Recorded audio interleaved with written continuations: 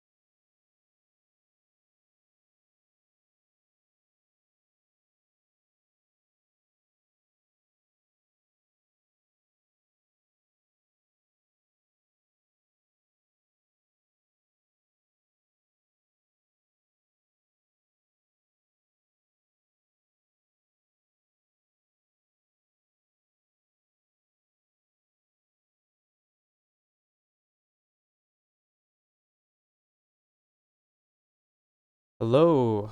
Sorry about that. My mic was not working. I had I don't know what happened. I had to unplug it and plug it back in. I realized that I wasn't working. But welcome everyone. Team Wars Talks number 4. It's like a weekly thing now, right? With me today, I have Senwow, Alicorn, AndyTsang, NaW, and we'll have Miliardo later on. Alicorn, welcome. How are you doing?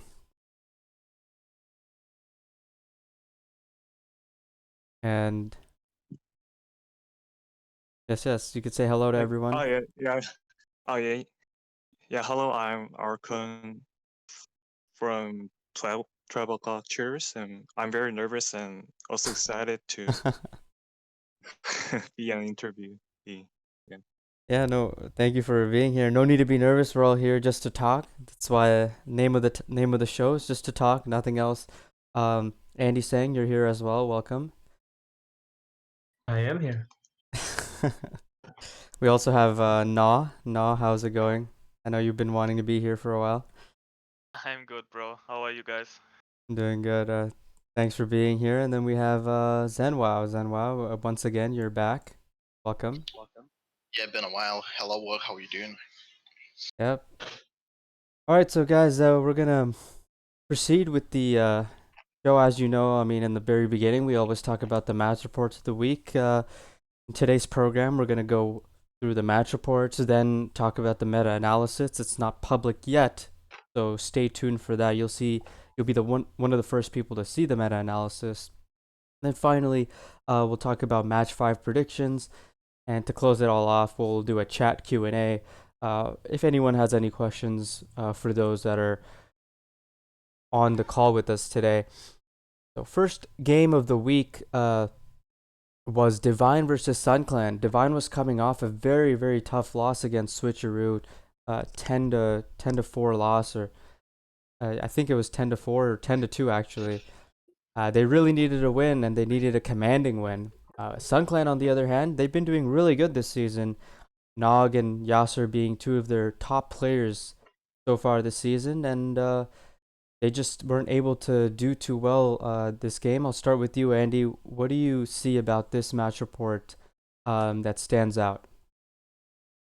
How about those 3 wins with character lead? Yeah, none other I than think Victor Lee. I think we've started seeing character lead a lot more often since last week when Jason was able to go I think 7 or 8 and 2 with it, with actually double character.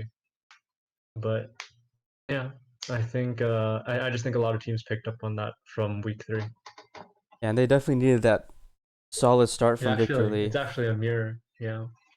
It was a mirror, and he won two more after that, and then one more with Shiranui, and put them in a 4-2 position. And they kept that plus, um, they kept that lead and grew it near the end, where Prince K took two with GMG Shiranui, and Divine was able to take a very strong win, something that they desperately needed. They're now 2-2.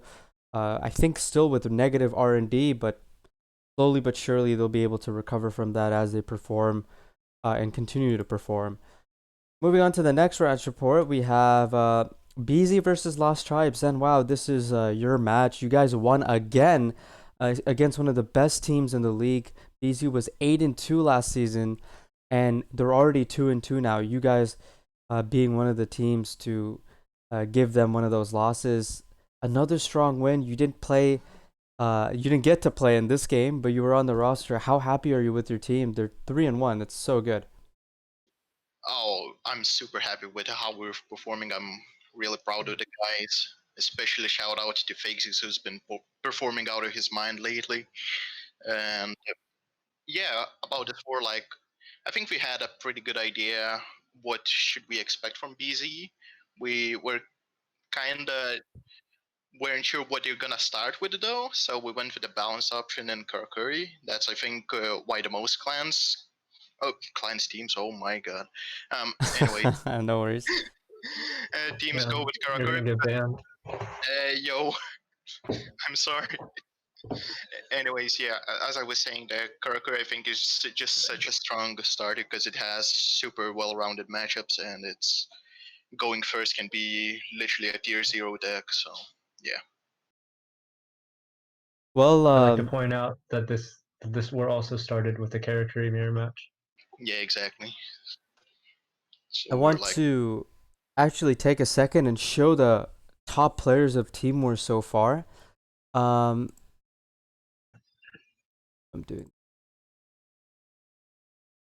Oh, there it is. As you guys can see on the screen here, Fake Six, who Senwai was just talking about, he has the most wins in Team Wars right now. He's 15-8 with a win per match of 3.75. That means that every match that he's played so far, which he's played 4, so he's played every single game so far this season, he has won 3.75 games on average. That is extremely good, and he's probably one of the contenders for Player of the Month this season, SunWow. And as a new team, you guys have put out a statement that very few new teams do when they join Team Wars. Do you guys feel like you have extra pressure now, being being the number 1 team in your division? I think now, if I'm not mistaken. I think FM is still number 1 because I think they won. Oh yeah, Pretty sure. Okay. Yeah, Still but very good. no, we don't feel pressure. We just want to keep performing like how we performed. I don't think there's any pressure on us. Coming as a new team, I think that at the start, like starting like that, we just maybe shook some people, but we ourselves knew we can do this. So yeah, we're just gonna keep doing what we were doing, and yeah, just keep Yeah, moving forward. and to those that are participating in Fantasy League, you definitely want to keep out for Fake Six. I haven't seen many people have been putting him on their team, something you might want to do moving forward. But back to the match report, you can find this power ranking image in the power ranking channel in the Team Wars Discord server. But we're gonna go back to the match reports now. He went 5-2 this time. And with SSA Kristrons and Heroes, that deck in particular, SSA Kristrons, has done really well for your team so far this season. What makes your team so good with it compared to maybe some other teams that have been trying to use SSA Kristrons? To be honest, it's been only Phases that used SSA crystals for us, I think. I'm positive about that. And I think he's just really good with the deck. He knows how to play matchups very well. And we can trust him on the deck whenever we need a crystal player. And yeah. Yeah, well, congrats on your win. BZ's going to be looking to bounce back, but you guys are in a very solid position heading into week 5. We're going to talk about week 5 match predictions later in this talk, maybe an hour or an hour and a half from now. But move on to the next match report, and that is X Factors versus Clockland. Now, X Factors, second place team from last season, losing to Diffusion in the grand finals of Team Wars Season 7. But they've been splendid this season with a very, very solid record of 3-0. And they're playing against Clockland, who were 2-1 at the time before this game. But Clockland and Ma had different plans, winning 10-8. No, I want to bring you in for this game and kind of ask you what you thought about X Factor's deck decisions in this war. Not gonna lie, I think they are like not similar to us because we didn't bring Ritual Beast, but like they are also like we are in a team not a fan of Karakuri and Team Wars, because like you don't have you just open once and if it's a break you lose, like you can't do something, and like I like the way that they started with Kristrons because I think they realize that people gonna start with Karakuri, and I just think Crystron is a good pick for that. They need to draw like their offerings. If they don't play them, then they have then Crystron has a really good match against Kara. Yeah, and they had a really good lead. It was 3-1, but Dark Magician and Karakuri for Clockland winning 6 games in total. 6-2, those two decks went. and X Factors weren't able to recover. Now, no, they brought Dragoonity, Saku, who um one of the best players so far in the league this season record wise, going 0-2 for the first time. What's your thoughts on Dragoonity in this meta? I mean, I never thought about Dragonity. It's kind of still a sack deck because you can play Trunate. But I don't know. I never thought about the deck. I never touched the deck as well. Like, just in case Cup, I see this deck alive. But I mean, I don't know. I don't know if I would bring it. I think I just wouldn't bring it just because I never touched this deck at all. So I don't know if that was a good pick. Maybe he should that bring a Kara or something else, which is kind of more consistent. But I don't know.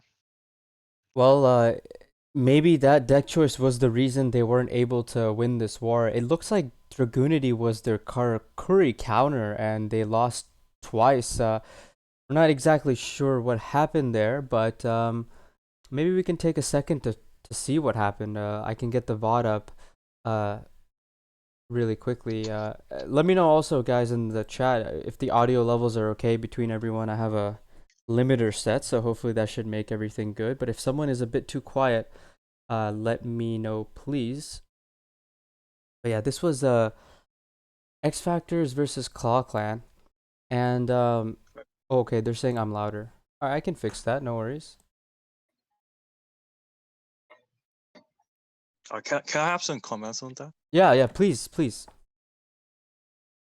I watched it. What's this game and the sort of the match, the Dragonity versus Karakuri, and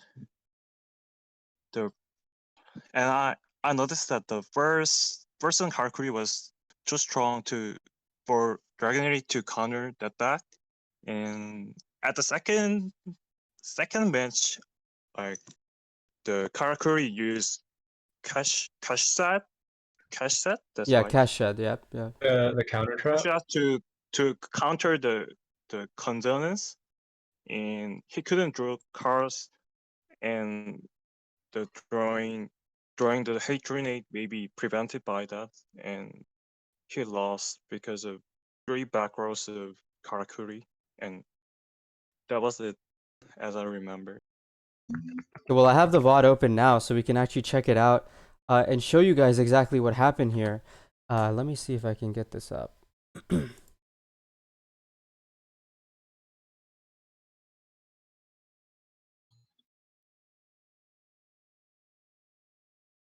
All right, so here is the match. So we're going into the match. It looks like Ma went first with Merchant combo, ending his turn on level 7, level 8, and Ninishi with how many sets? 3 sets. Oh my god. So Saku had 1 CC, and he hits the cash. That was the bluff. Oh, he has 2nd CC, and he hits the cash in. Oh, so it looks like Ma had cash in set, cash set, and as Alicorn was saying, maybe the last card is the cash shed. No, It's a CC. Talk about the second match. Oh, the second game. Okay. Well, in the first game, his 3rd set was a CC, and it doesn't look like he had a very good opening. Saku, not a very good opening. I mean, that opening is insane. It's just that he had 3 that was back the row. best opening you can get. Yeah, true. Yeah, like true. the only way that, like you're saying, it's not that good, but the only opening that could be better would be like Trunade. Yeah, that's true. Yeah. That's true. I feel like, all right, so if Dragoonity open optimal, like Dragoonity going first is really hard for Karakuri to deal with because like the Ascalon is so huge Mm-hmm. and it floats. But like going second, you rely a lot on back row. Like, I think on your back row removal, so I think like the Dragoonity just like it's not as reliable for a team war style event type of format when like every life is so valuable, right? Like you can't afford to throw away games and then just win more games later, like you could on ladder or in KC Cup, which is why not a lot of teams bring Unity. Yeah, thing about Karakuri is once the deck goes first and has so much back row, it's just so tough for any deck to really break that board unless they have the best version of themselves. I Their mean, best to be hand. fair though, right? Like the hand that that was it Saku or Ma? Saku. Saku, right? The hand that Saku had was really good, and it's just so happens that like Ma has triple set, or he has like and that he missed on the bluff, which is I'm not saying it's actually not in his favor to miss the bluff. It's not in his favor to hit both of the non bluffs, but it's still like it's not like he was out of the game from the beginning, right? Like if he hit both the correct cards, then he'd be able to win.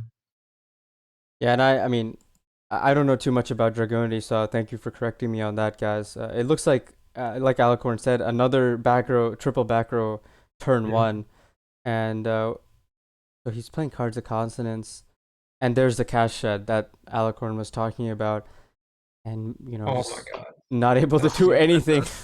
that's huge. I mean, even then he had the starter, but Ooh. Yeah. Yeah, he had everything again. Like, if Karakuri goes first with that hand, like I think every deck will have big problems. yeah. Oh my Yeah. God, he has and that's just over at that point. Just Beret and level 5 Musashi just going to help Ma get the game, and that's pretty much why X Factors wasn't able to win this game here. Going back to the match report, it looks like Dark Magician at the very end, Netrun and Kurusuke were able to bring out uh, a last second run. It was 8-7, but Kurusuke and Netrun winning 3 games with Dark Magicians, a deck that's not been very popular. But we're gonna talk about that more in the meta analysis.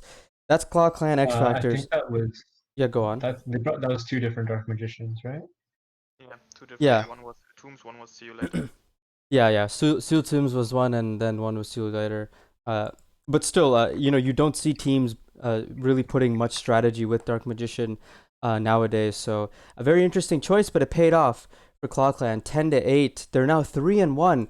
Last season they were 2-8, so they're already doing better this season so far in 4 weeks. More wins in 4 weeks than they had the entire season. Jeez. So really, they brought 3 Dark Magicians. PDS is right. They opened Dark Magician. That didn't work out. And they didn't repeat that Dark Magician either, but still it worked out for them, and they're doing quite well this season. Happy for them. And we'll move on to the next one.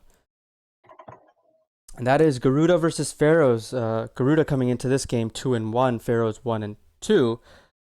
And what's interesting about Garuda, Andy, and I want to focus on this match and talk to you about it a little bit. Garuda's been a team in the past that has unfortunately had to rely on specific players to, they have to strategize around those specific players to perform to a specific level. But so far this season, they haven't really needed to do that. They've had a very good overall team performance, and that's highlighted by this game here too. Lots of different people contributing, and a lot of people would joke around and say no Ryu Ash, no win, but clearly that's not the case here. They're doing very well this season so far. Now 3-1 after this game. What's your thoughts? I think the Ryu Ash meme has been a little bit outdated. Like even like last season, I think they didn't rely on him as much, but it was more so just that they got unlucky and that's why they didn't make playoffs. But now it's really starting to look like they're doing pretty good.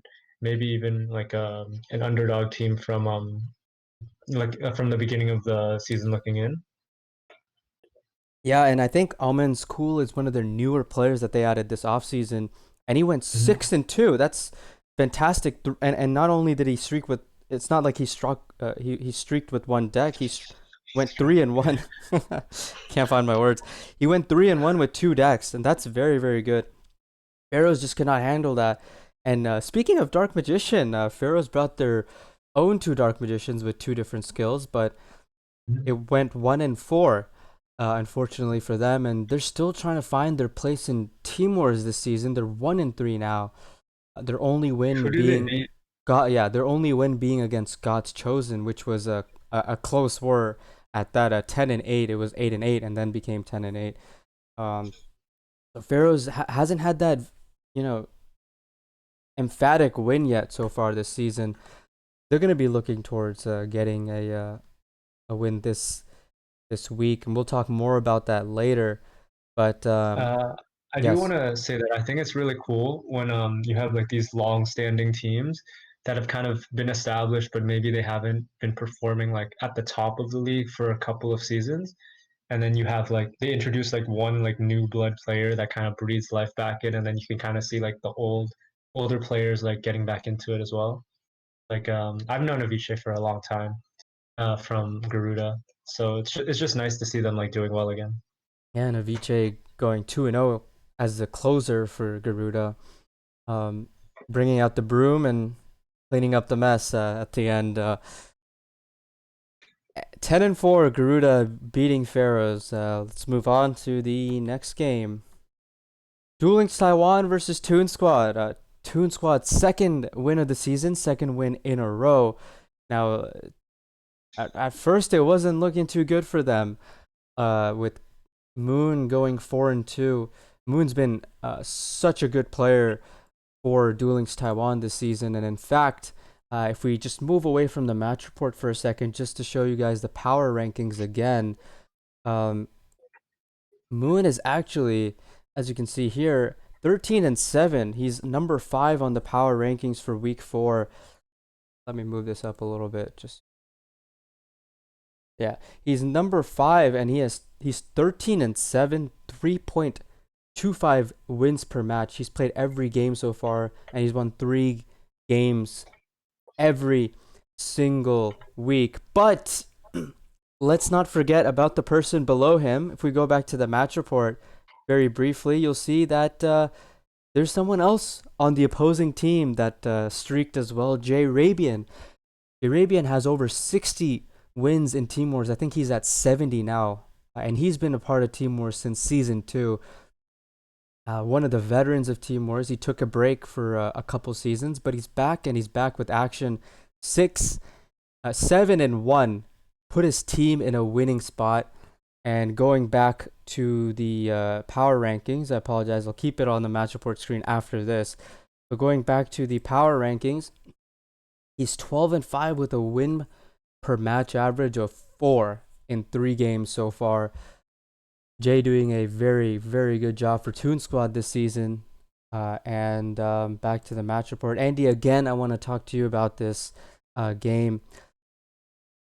It was looking like Toon Squad was going to lose this game. I mean, when you are down 0-4, very, very few teams in the history of Team Wars, and I wish I had the statistics, but very few teams have been able to come and break that disadvantage. But Jay Rabian had other plans. I mean, I think this war is all about Karakuri, right? Like, you just look at what streaked from both sides, and it's the same deck. Yeah. What does that tell you about the deck? I don't know. It's a pretty good deck, I guess. Seems Like, you can't avoid the deck, but if you play the deck, like I always I think joke.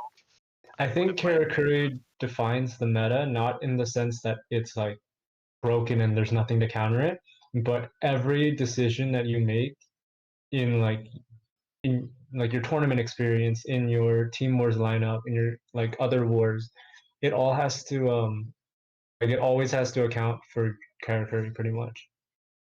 no, you were saying something. Go ahead. Yeah, like I would say the same. Like you kind of can't avoid the deck, and maybe you need to play it. Like I don't say you have to play it, but if you play it, like just for myself, I brought it this week, last week as well, and it's all times like just say I put a Bible next to me and just pray. If I break and I have to go into a restart, that I don't break into a restart. Like this is, I don't know. I don't feel comfy with a deck like that. But as I said, you kind of can't avoid this deck. You kind of need one player because it's super easy to streak with the deck. Yeah, I Oh, mean, yeah, go on. I have something to say about the Jay's Karakuri custom card. Yeah. Like he showed his deck list Oh no. in the Losing him. Eastern, sure, in yeah, I think there were two deck I think your internet is breaking up a little bit. It's hard for us to hear you. Ah, I think it's good now. Sorry, so you're saying something about his deck? yeah, yeah, yeah. There were there were two Necroballists Yeah. in his deck list, and I think two Necroballists work well against the Shanui and Crystal matchups. And I saw the replace of him, and yeah, it worked well. Like he activated the Necroballi 3 times of 7 matches, and it worked well. I I think his custom cards like work well, and they makes to his team victory, I think. Okay. Yeah, Necro Valley, you're right. You have a very good point. Necro Valley has been very good for Karakuri decks. Actually, Jason last week used the Necro Valley Karakuri deck, and he went I believe he went 7-1 with it against X Hunters last week. So a very very strong performance by both Jay Rabian and Jason. Just to address the chat. Actually, there is a way for me to show who is talking, and I'm gonna put that up on the screen right now as we continue to talk during this Team Wars talk. So thank you for the suggestion, so that we can help you guys understand who is talking, because it might be tough to understand that. So I'll get that working soon, and it'll be on the left or right side of the screen. You guys let me know which area you think is better. I'm gonna use the Discord widget. Yes, that is correct. Any other comments from anyone about this game? No, it's just Karakuri show. Yeah, it is definitely the Karakuri show. All right, 1 second. Let's get on to the next game. Smogon Duel Links versus Forbidden Ones. Smogon coming off a very tough loss last week to, I can't remember who did they lose to last week. I remember they had unfortunate a few unfortunate breaks, and Was it Phoenix? I'll check. no, I don't think it was Phoenix. Phoenix was week 2. I forgot who was last week. But Smogon was 1-2 coming into this war. X Factors, thank you, Kamikaze. Yes, Smogon played X Factors last week. They had a few unfortunate hands, and fortunately, Witchcrafters just not working for them last week. So, some adjustments needed to be made.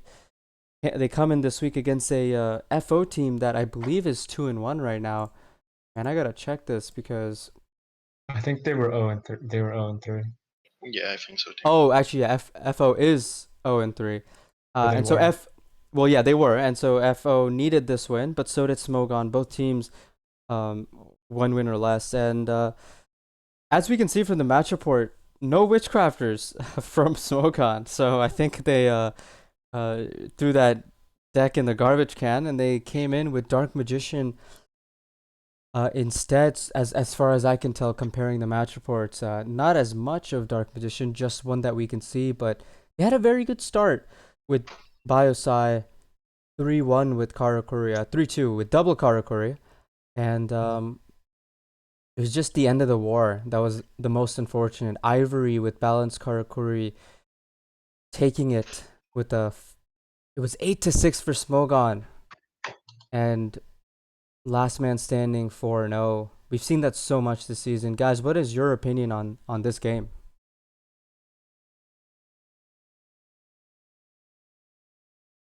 Like Karakuri popped off again. Yeah. Balance, Karakuri. And maybe we can talk yeah, about that's the next thing. I don't know. I think I made some duels with balance. I don't know. I don't know the ratios if it's more consistent. Just for myself, it didn't felt more consistent for me. Like just to open with Kunamsam, the level 5, it really hurts. Like, and then you can't really do something as well. So I don't know. But again, like just in the past matches we saw in the last week that Karakuri did really well. Hey, so I played after this war. I went on ladder. I played 4 games with balanced Karakuri, and I opened merchant in 3 of them, which means that it has a 75% chance to open merchant. That's pretty good. Yeah.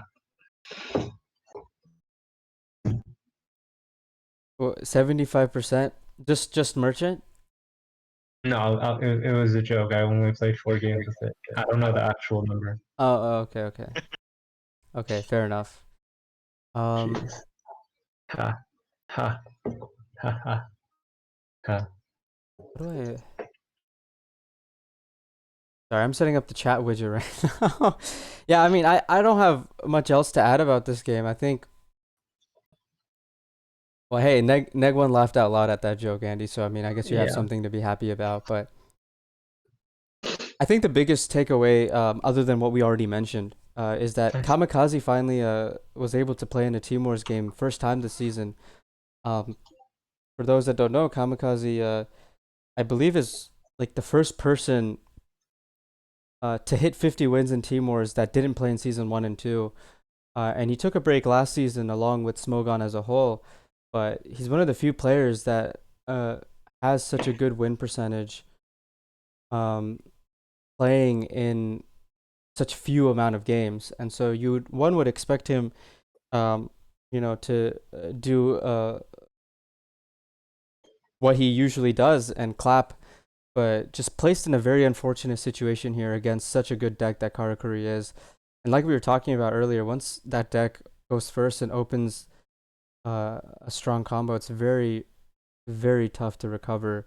And he just was not able to. And unfortunately, 10-8 for Smogon. Smogon now 1-3, and Forbidden One's 1-3. But I think both of those teams are still in contention for the playoffs. Last season, we saw FM, Forbidden Memories. They were down 1-3, and then they went 5-1 to close out the season, and made the playoffs at 6-4.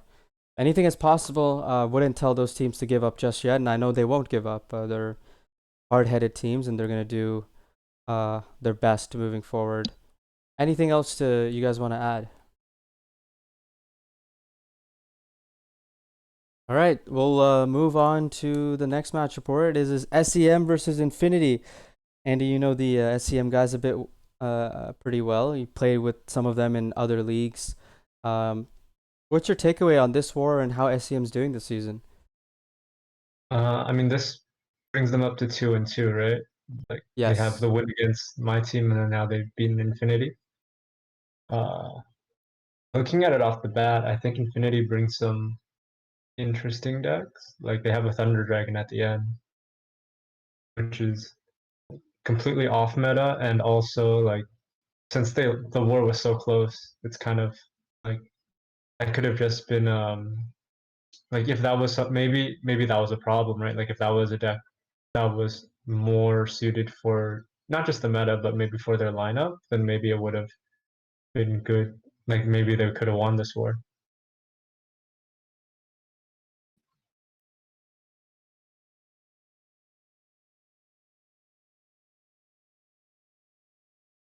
Um, from the side of SEM, though, also once again the Karakuri lead. I think that's just becoming very popular, and teams would rather 50-50 the lead against another Karakuri than risk another deck into it. Crystron's also did really well for SEM this war, which is probably like the deck alongside Karakuri that is the streakiest.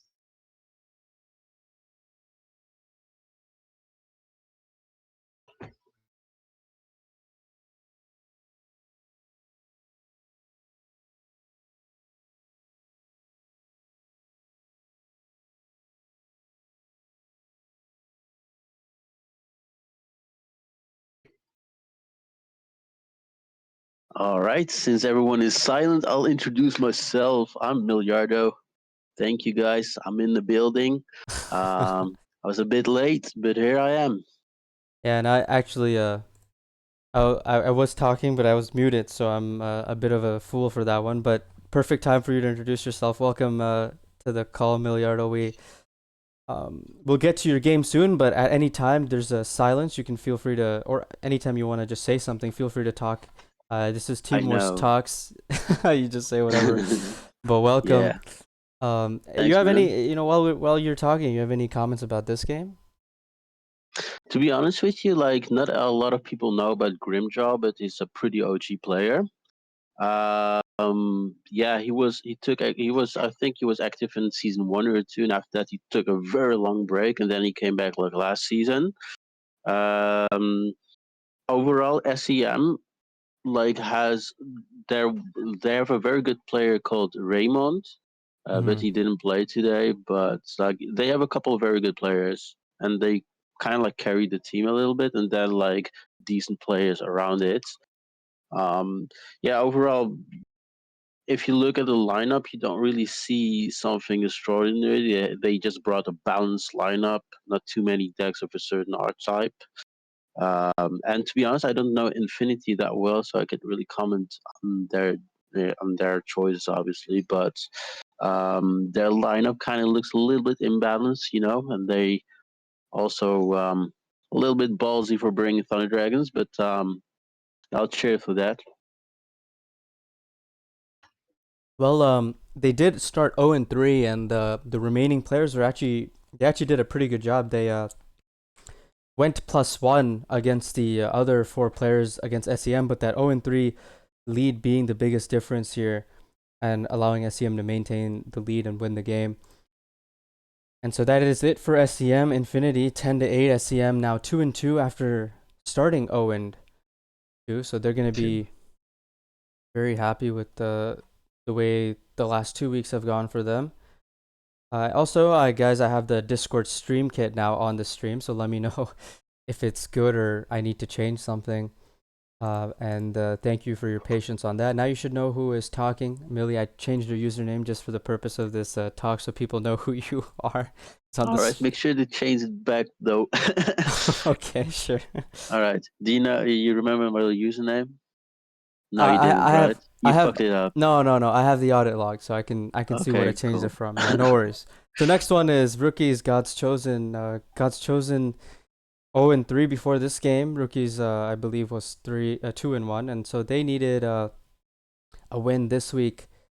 And man, it was looking really bad to start it off. They were down 5-2, but Anthox had different plans with Invoked Roids. I think this is probably the first time this entire season we've seen Invoked Roids win more than 3 games in a row.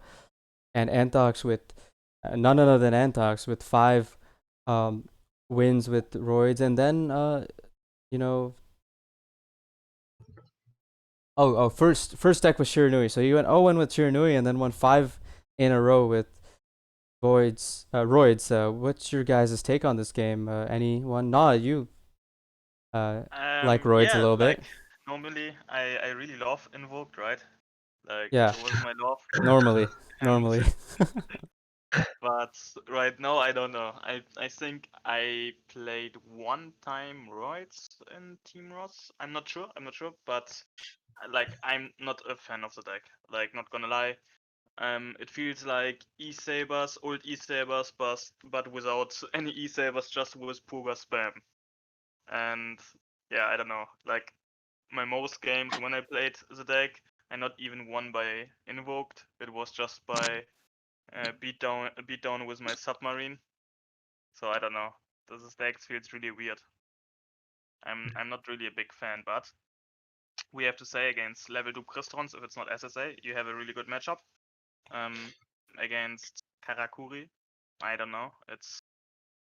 I would say it's in favor for Karakuri, but like we could argue as well it's in favor for Roids, but I don't know. Like you need to go first. Otherwise, to beat out the Kara board, it's really hard. Against Black Wings, I think Invoked Roids, it's okay, but he as well. if you play Kite it's good in KC Cups because nobody was expecting that. But if you play obviously Reut, then you have Reut in your hand, and it's super easy for Blackwing as well to play around Destiny Draw. Like with a normal combo, they end up with a Sephiroth in attack. They just attack with Sephiroth, and then he needs to negate every other attack, and then he cannot trigger his Destiny Draw. So this matchup is okay, like in favor for Reut, but as well not super great. And then in the end, he lost to Cyber Dragons. Interesting. Interesting, because I would say from all these decks, it's one of the best because Kite is coming really good. But I don't know how the Cyber Dragon opened. Like if he opens with a field spell and make all the combos, then a Kite alone does nothing. But yeah, this is surprisingly pretty good from Antox. Streaking with Invoked Droids. Didn't expect that. Well, they weren't able to get the win though. It was a 10-9, and now Got Chosen is 0-4. Unfortunately, yeah, it's Rookie's edging this out with Dragoonity. If you guys want, we can watch the Dragoonity games. Majestic Light? Wait, what? Yeah, Yeah, that's a weird. Is there a combo with that? all right, let's watch the games then. It seems like there's enough interest. People in the chat want to see the prismatics. What does the synchro do? Majestic Stardust Dragon? It summons a level 1 tuner if you do something. No, I mean the actual monster. Never mind. Yeah, well, I'm gonna find the game so that we can watch the end of that. For those that missed it, have to find it. By the way, everyone in the chat, give a big. Oh, is it? Do they tribute for the level 5? Yeah, I think that the combo that you can tribute it or summon Yeah. it. Okay. And Yeah, I then get it now. Okay. Yeah. Anyway, I wanted to say everyone give a thank you and shout out to Hazy, who takes the time to put all the VODs from different streams all together into one chat, one link, and so he's making this a lot easier for me. I'm trying to get this up here in 720p.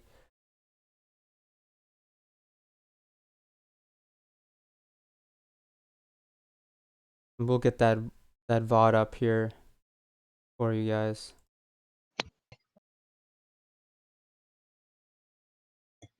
All right, I got it. So let's see.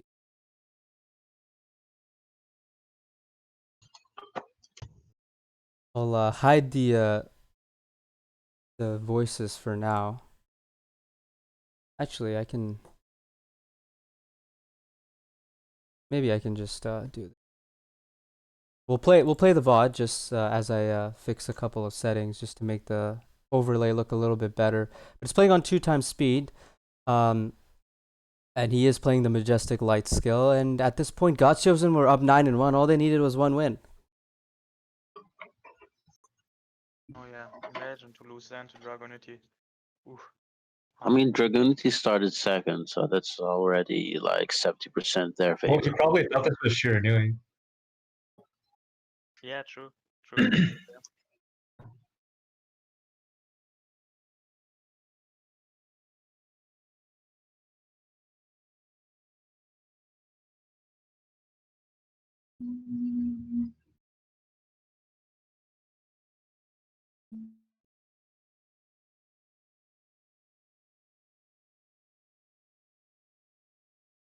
All right, there we go. Should be good on the stream now.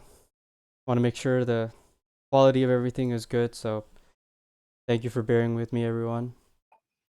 And has the boss monster out already, and Yeah, he can banish a second time, and then but yeah, this boss monster's kind of broken and annoying to deal with. I don't know if I would have done that. Yeah, me too. Like the other guy would be in defense, but difficult. I mean, you could also just like not use the effect, right?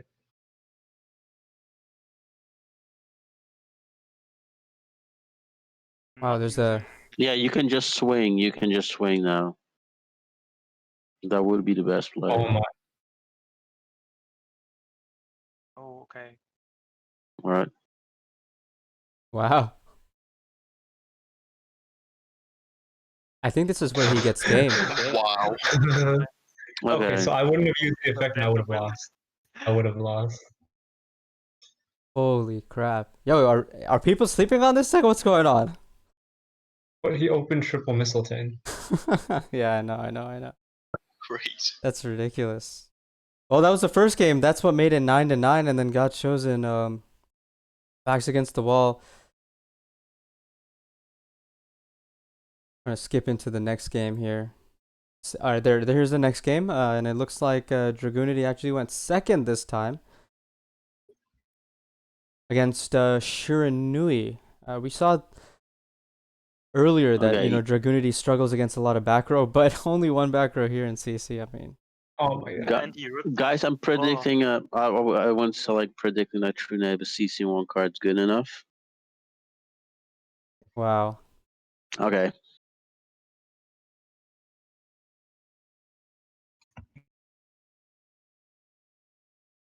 Pedia said he had Exodia. I mean, what can Shiranui really do against this board when they have literally nothing? Set a I card. assume he just has more monsters in his hand, right? Like, Yeah. yeah. Oh, Lancia. Oh my god. Okay. Wow. He drew the majestic dragon. And he went. I mean, he got 2 cards off of it. Yeah. I mean, like, it's not that the defense monster has some defense, so you can swing with any monster. This is a pretty cool deck. I like it. X Factors did also bring X Factors also brought this deck, and they brought it as a Karakuri counter. It went 0-2 versus Karakuri, but it worked for rookies. I don't get the combo with the Pilus though. Like, doesn't that go into a 7 or a 9? For him. Am I missing something? Maybe someone in the chat knows, but all I know is this Dragoonity deck was a big reason to why rookies were able to win this game. The skill is Majestic Light. Has I don't know if I can bring it up. Hold on. Let me put it up on the screen. Give me a sec. All right, here you go, guys.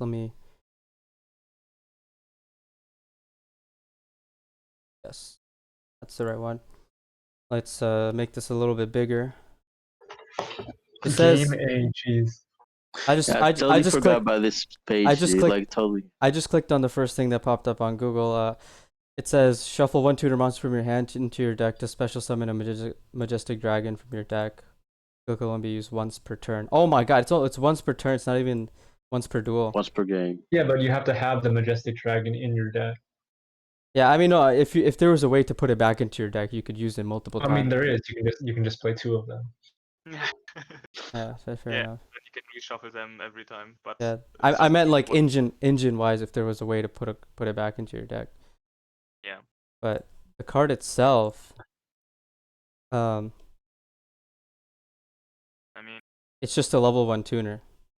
I mean, you can't even use it to make anything other than you can majestic. tribute summon it. I think it's just for the tribute summon, right? Yeah, that's what I'm saying. Yeah. Yeah. Well, and it works with cards of consonants too. Yeah. Yeah. It In helps. the worst case, he has cards of consonants to use it. So And Sure. I'm just giving the utilities of the card. It helps with that at least. But yeah, Yeah. back to the match reports.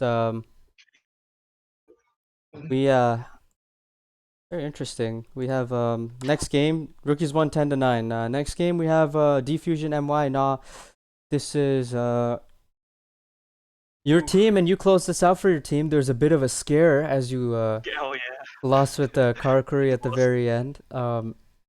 Let's talk a little bit about what happened there. Yeah, to be fair, like let me think. Like, okay, we streaked with heroes in a kind of really lucky scenario, because if we watching the second match, Jana Hero versus Cyber Dragon, normally we should lose it. Like, there was no way we can win that, and we just won it by a misplay. So we've been lucky, very lucky there. And I think if we wouldn't win there, I think we would lose the war. And yeah, in the end, Dark Magician streaked on us. As we all know, Dark Magician can be a streaky deck as well. I have on the stream the point of the game where you came in against Candy, who was streaking with Dark Magician. You come in with your Harakiri deck, and you went second. Oh yeah. I went second, and I had a pretty I knew my hand. My hand was I didn't have level 2. Like if you see my hand right now, and looking on my draw, I had CC, and I knew I need to top deck either the spell or the level 2 to make any plays, because I just had level 3 in hand. But I had the Cosmic, and I needed the Cosmic to make any plays. So I kind of gambled to top deck one of my 6 cards, and I top deck level 2 to make any plays. But unfortunately, I still lost it.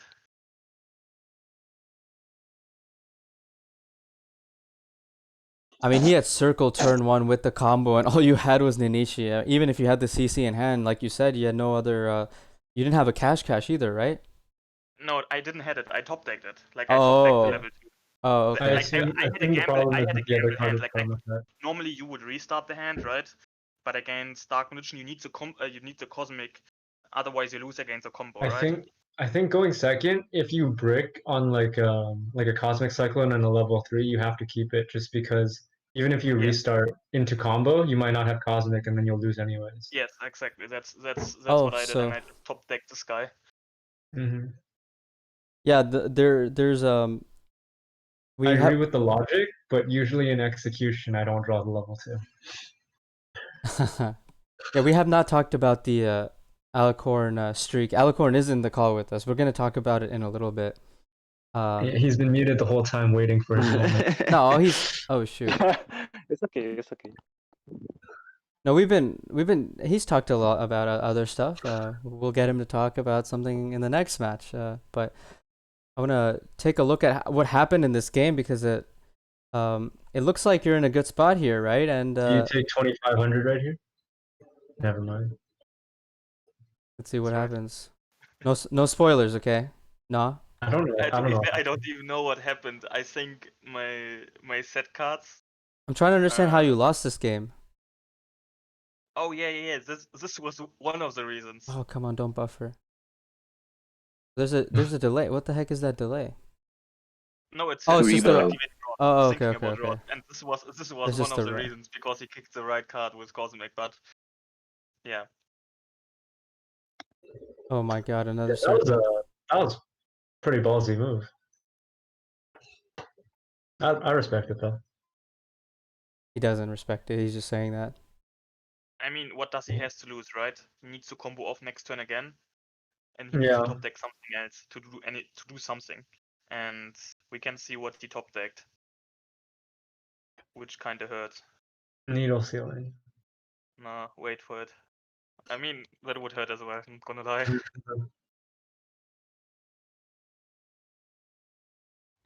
Okay, here we had I had some stuff about, like, if you can stop here, right? I had a play where I could kind of win, right? But it was just relying on misplaying from the opponent. So what I could do is I could go, like, you can see that after the battle phase, what I could have done differently. But there was a way, like, to win it, but just by if the opponents misplay. And in this case, like, if I played it, he can't misplay really. And he top decked Karma card. Wow, he had everything. Oh my god. Yeah, he top decked the Karma card. He opened Illusion Magic, Rod, Circle, Navigation, and then turn 4. Whoa. No, turn 3. He had, and then he topped another Circle. At this point, I mean, the game's over already. yeah. At this point, it doesn't matter. But handy, man. I need that. Yeah, but in this case, I could with my board, I could still win. That's the problem. I could still win, because my one set card next to the deck was Karma card, and because of the Karma card, I could win last round at the battle phase, but just when he made the misplay. Without misplaying, I couldn't win that. Ah, okay. Well, we'll quickly watch the next game to see how you close it out. I'm gonna skip through that opening combo that you had just because we know how this is gonna end. Oh, you searched Cash Shed. Very nice. Playing Cash Shed in your deck.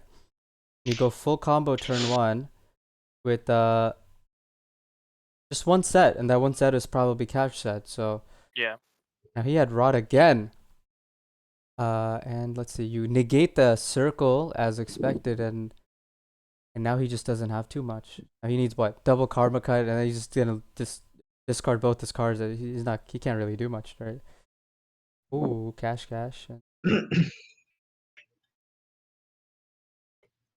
Good old draw. I wish there was a faster than ×2 option. Maybe ×4 would be a little bit better, just so we don't put chat to this to bed. Sleep. Oh, Necro Valley. Very nice.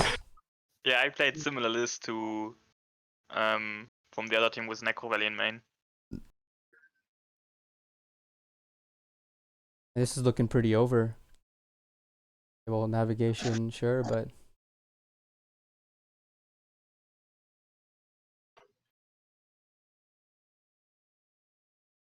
yeah, you destroyed the. I don't know if I agree with that either. With who? With what? With the play from No. the opponent?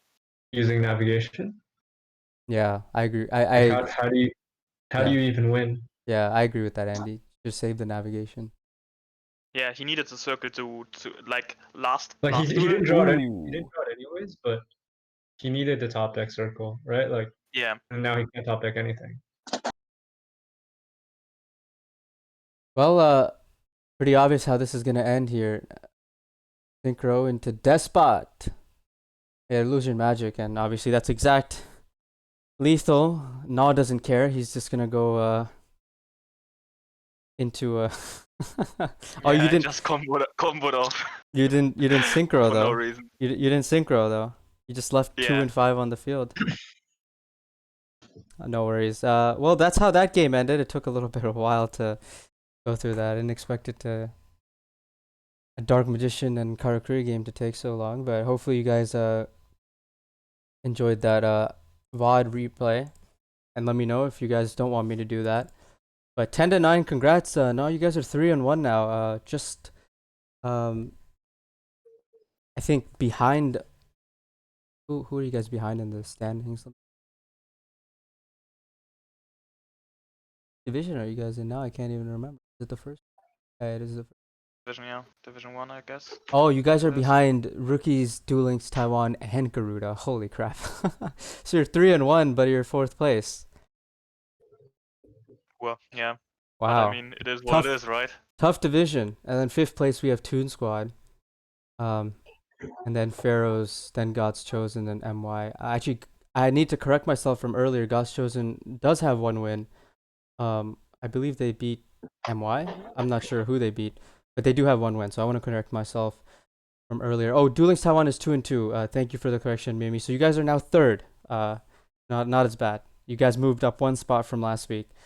Actually, let me show the show the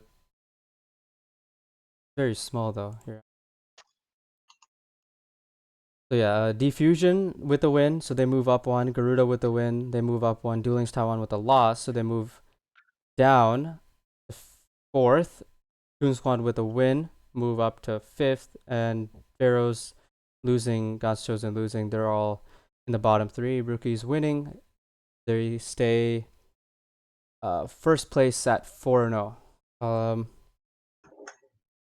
Okay, back to the match reports. Congrats again on that win. We'll move on to the next one. It's FM versus X Hunters.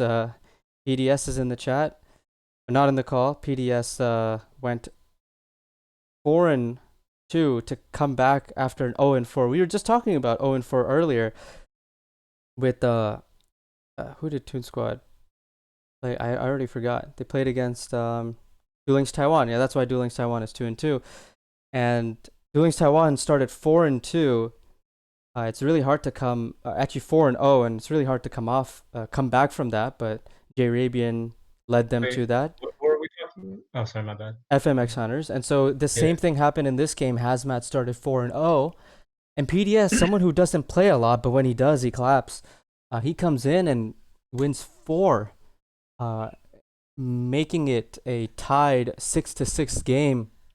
In Rekka with 2 wins, but Zeta also with 2 wins, and Sokram with 4 more, making it 10-8. Feel free to talk about this, guys. I have to take a phone call, so go ahead. Okay, I was gonna say that I watched the beginning of this war, and FM's lead player played like really bad,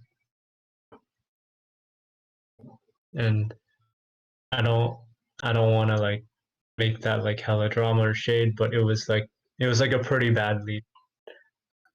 Like if I remember correctly, the opponent it's Shiranui Mirror, one of them's GMG, but doesn't matter. The opponent goes first, and they make Sun Saga with like level 10 synchro with Spirit Master in the graveyard. So then the other player, FM, they go second. They make level 8 synchro. They banish Squire, so it's 45, and then they attack into the level 10. Level 10 obviously banishes Spirit Master, pops level 8, and then and then he surrendered, the guy that crashed his monster. So like it was just, I don't know. When I saw that, I think after that game, I didn't even watch the rest of the war because I might have watched the second game too, but I was pretty done with this war after that. Do you guys have any? Did anyone else watch the war? No, I didn't. But what caught my eye is the fact that at the end, Sokram with Yeah, beat the Christians character 3 for times. yeah. But against Christians 3-0, that's kind of unexpected because I find Christians to have a favorable matchup. Obviously, it can be hard to deal with Karakuri board with whichever deck if you go second, but still. We're seeing a lot of these like Karakuri comebacks, actually. Yeah. And Dark Magician streaking. Well, 3 games, but still. I mean, like if Karakuri opens well, like first, and they open a full board, a couple of back row cards, then it's super hard to deal with. That's basically what makes the deck super strong. Yeah, sometimes you Karakuri's might a as weird well. deck. Like you can just go first like 4 games in a row, and that's probably Yeah. good. Yeah. But then Yeah. it's hard to call the deck like broken when like going second it can lose to so much too. So it's really polarizing, but you can tell like if this deck is getting that many wins. I do think that like Karakuri's ability to go second is a lot better when the opponent's deck is not like doesn't play back row, or if it's like for example Crystron's where they don't have any like way to stop you from doing your combo, they can just stop you from killing them, right? So you kind of have to let, as Crystron's versus character, you kind of have to let them do the full combo, draw a bunch of cards, end on 2 synchros and some back row, and like you just have to let it happen. Yeah, Karakuri and Christian's kind of same in the sense that if they go first with their full combo, it's super hard to deal with for majority of the meta. But Whereas, most struggle can get easily interrupted.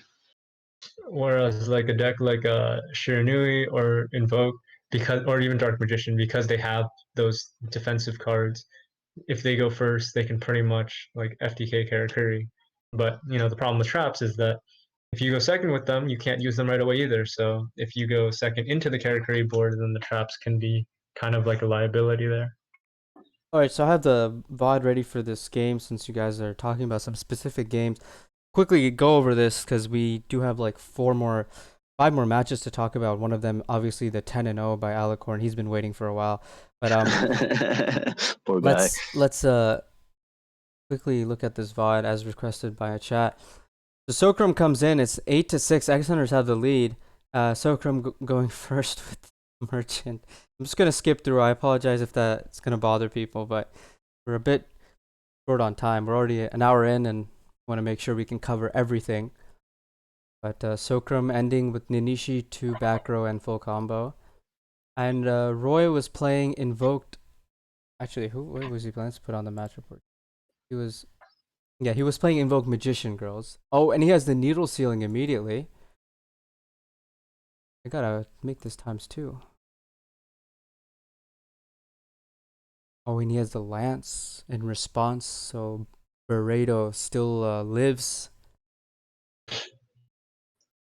Interesting to use the needle sealing there. Do you guys think it was the right decision to use it immediately, or to No, prevent the draw, or do you think he should have saved it? it was definitely not the right decision. Right. Now Sokram has ample room to recover from that board state. Now, if he has another needle sealing, perhaps that might be I don't even know. Let's see. Very set. And he pops with Ballista. He pops the closest one to the deck.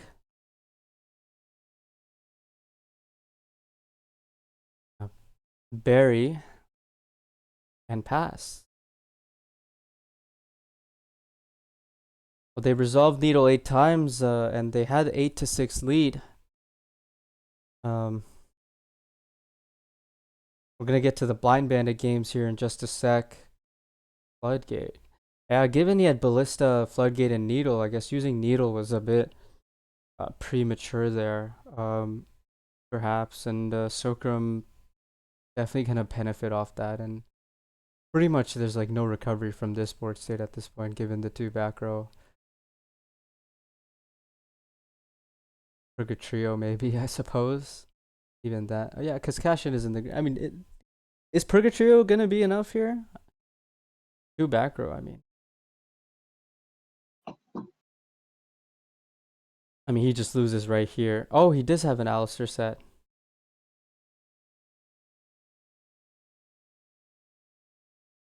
Poking. Oh, that's game.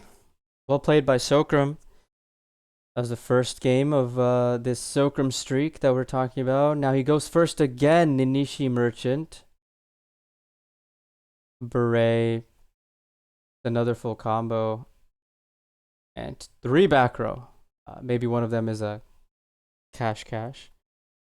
DC on the closest to the deck. Oh, it's a cash. He hit the wrong card, but another CC. Cash in.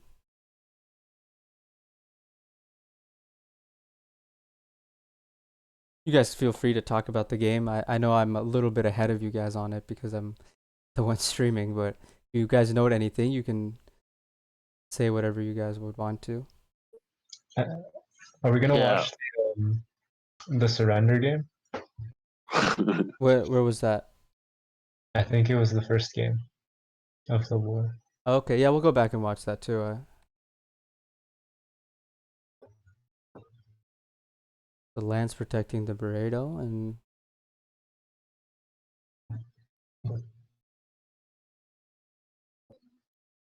float into 3. Yeah, we already talked about J7-1. The VOD will be up after this talk. We'll Oh yeah, by the way, you're talking about Jay Rabin, right? yeah. I heard something you said about Jay Rabin that he started in season 2. Yeah, but it's he season actually started 1. in season 1. Yeah, he was first in all the outs. So yeah. I forgot about. I try to forget a lot of things about season 1 just because it's just so different. Dude. And I know your team won that season. Or actually, Yeah, exactly. So yeah. you can make the season void all of a sudden because you didn't like personally. Come on. Oh, no, it's not that. It just didn't. I think it's just so different that it just seems kind of like season 0. That's what I call it. Kind of like Clan Wars, to be honest. No. Okay, let's not go there. All right, it was better than Clan Wars. Yeah. We're not gonna go there. Though we're here to talk about Team Wars. It's Team Wars talk. So, speaking of Team Wars, this game right here. Is this a really fast forward game or is like normal speed? It's ×2, but they're playing so slow. I mean, this matchup you have to do a lot of thinking from the Crystron players. But True. Sokram taking the game. And now this is when Blind Bandit comes in, and whoever was running the Team Wars account at the time, I think it was maybe me, put the poll on who should win, and the poll was heavily in FM's favor, and I think potentially because they have Karakuri and all the momentum, going first again with Merchant combo. Jesus.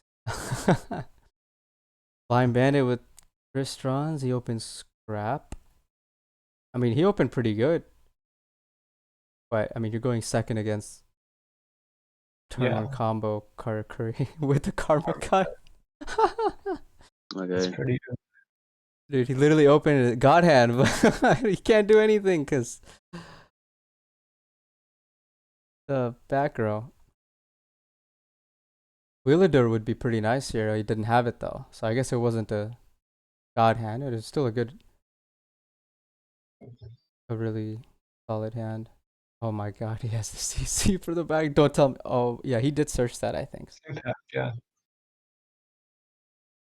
I was watching a Team Wars game earlier this week. I don't remember which one it was. I'm upset I don't remember that. But someone that was playing Crystron searched an impact, but he set an SSA instead, and that helped him win the game because the impact was live the following turn.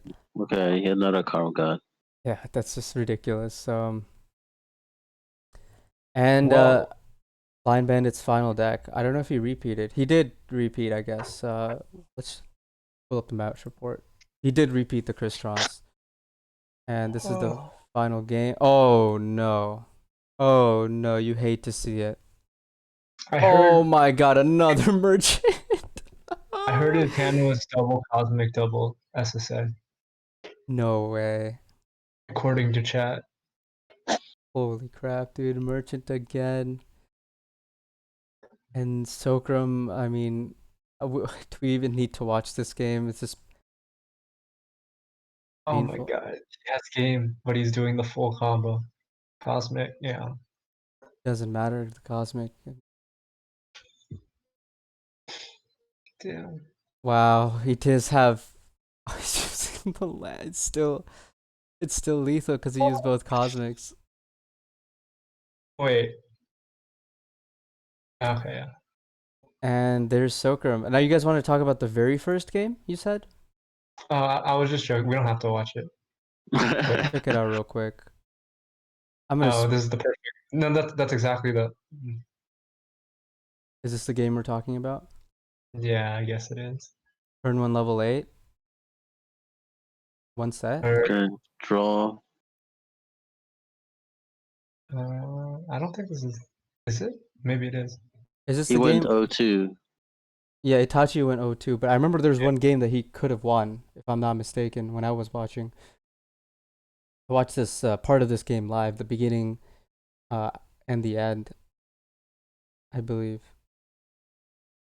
So Hazmat with Squire, level 8. No more memes. EDS says, no, that means no more Ritual Beasts.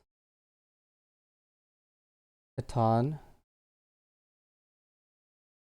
Squire top deck. Or not, I don't know if it was a top deck, but Squire normal summon and response. Probably Ballista Sweat. I wonder if he knows. So, okay, there's actually a cool thing. If you put back the level 2 tuner with the level 8 effect, you can use it on the same turn. Oh. So often Because against me. it's because so you can't use the level 2 the turn it's sent to the graveyard, but the level 8 returns it to the graveyard. Oh my God. So, Man had needle sealing. Oh, shit. this game lasted a lot longer than I thought. And than of I course, remember. as expected, he had Ballista with the way that he set up his board. Goodbye, level 2.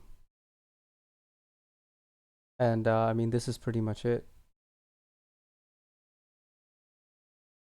There's nothing he can really draw to come back from this. And Andy got goldfish memory. Yeah, this is not the game, but we watched it anyway. Yeah, I was saying this is not the game. Well, too bad. Maybe it is. Hazmat. Wait, hold on. Actually, let's watch it to the end. So he actually, let's see what happened. No, He- it's Spirit and He Grave. went level 6. He banished the Solitaire, so he gets that level 8 summon. But he still has the player on the back row. And I think he's just gonna take the hit and banish. Would make sense. I mean, that's game, right? Oh, he has a Spare Master. Yeah, yes, it's Spirit Mass Grave, so it's All right, yeah, so that's Game game. All anyway. right, let's move on to the next match. We talked about this enough. FM 10-8. They're 4-0 now. PDS, congratulations being 4-0. Last time you guys were 4-0, you guys went on to win 8, ending 8-2. But I believe you also lost week 5 that season, so watch out. Week 5's coming up. Next game, Destiny Draw and Draw Sense, one of the awaited games of the season, and Draw Sense just not being able to win it. Very, very close. Alicorn, I want to talk to you about this game. What did you think about this match? I also watched this game and it was very close. They prepared a lot in main straight to this, but I feel sorry about their loss because I know how hard they make it supposed to beat Destiny Draw, but didn't make it. Yeah, and they had a good start with Harden, 3-1, but they weren't Great able. NBA player. Yeah. Well, in the NBA, Harden also has a good start, but then Haru timed out does Dark bad. Magician. Was that? What? Haru timed out with Dark Magician. Yeah, it looks like he did timeout. Or no, yeah, he did. You're right.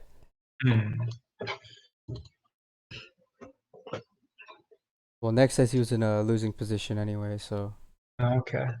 I mean, it is against heroes. Yeah, it's a hard So, matchup. yeah. yeah, I there's Curry too on Draw Sense's roster. Just talking to Love Train in the chat. Okay, so 10-9 Draw Sense. They're 3-1. D-Draw is also 3-1, and Draw Sense, I believe, is still number 1 in the division. If I do pull it up here. Yeah, because Destiny Draw kind of like started a bit iffy. Like normally Oh, they're yeah. pretty dominant, but now they're like kind of like scrapping their games along. To be honest with you. It was a And really close war. Draw Sense is, yeah, it really was. Draw Sense is now 3-1 plus 7. Sun Clan is 2-2. Abusement Park is 2-2. D-Draw is 3-1 plus 3. And Switcheroo, I believe, is maybe Switcheroo's number 1 in the division now, actually, because their R&D is higher than Draw Sense. So Draw Sense drops to number 2, but still very, very good from Draw Sense opening a starting 3-1. That's something to be proud of. And hopefully they'll come back this week to get a win. And D-Draw is also back on the rise again to slowly move up in the ranks in this division. Yeah, aren't the new division standings are not posted yet. No, So yeah. let's They're not, all take a second and flame Buns for not doing his job. Come on, Buns. Like, what are you doing? It's Tuesday. You haven't even posted the new divisions yet. Hello? Hello? Like he had one job, dude. Yeah, he had one job. Come on. Yeah. No, it's Yeah. fine. It's fine. He probably had something that came up. It's all good. Where the heck did it go? There it is. So this is a very tough division. You have Draw Sense at the top, with Switcheroo being first, Draw Sense second. Then you have D-Draw, then you have APK, then SC, and then Divine also moved up, although they're still -4. And then Death Row 1 and 3, and Kings 0 and 4. So very tough. top of this division is kind of like this division has, like, obviously we knew it had Destiny Draw, which is probably like historically the most dominant team in Team Wars, but also now Draw Sense is looking really strong too. Yeah, This Draw crew Sense. exists as Uh, well. This is like the hardest division. Let's be honest. Yeah, it does look like a very tough I mean, division. at the moment, Destiny Draw is not doing insane, but if they like climb back, if they like get back to where they were, it could be a really hard division. Yeah. I think they'll be back to where they were once they if they make the playoffs. But enough about this division. Obviously, I was joking around Buns, but he's working on the division standings now. So we'll look at the updated division standings near the end of this talk, and we'll move on to the next game. We still have meta analysis to talk about and the 10-0, but make sure you stay tuned for the 10-0 because we're talking about it right now. Alicorn, you are the second person in Team War's history to win 10 games in a row without losing any of your games.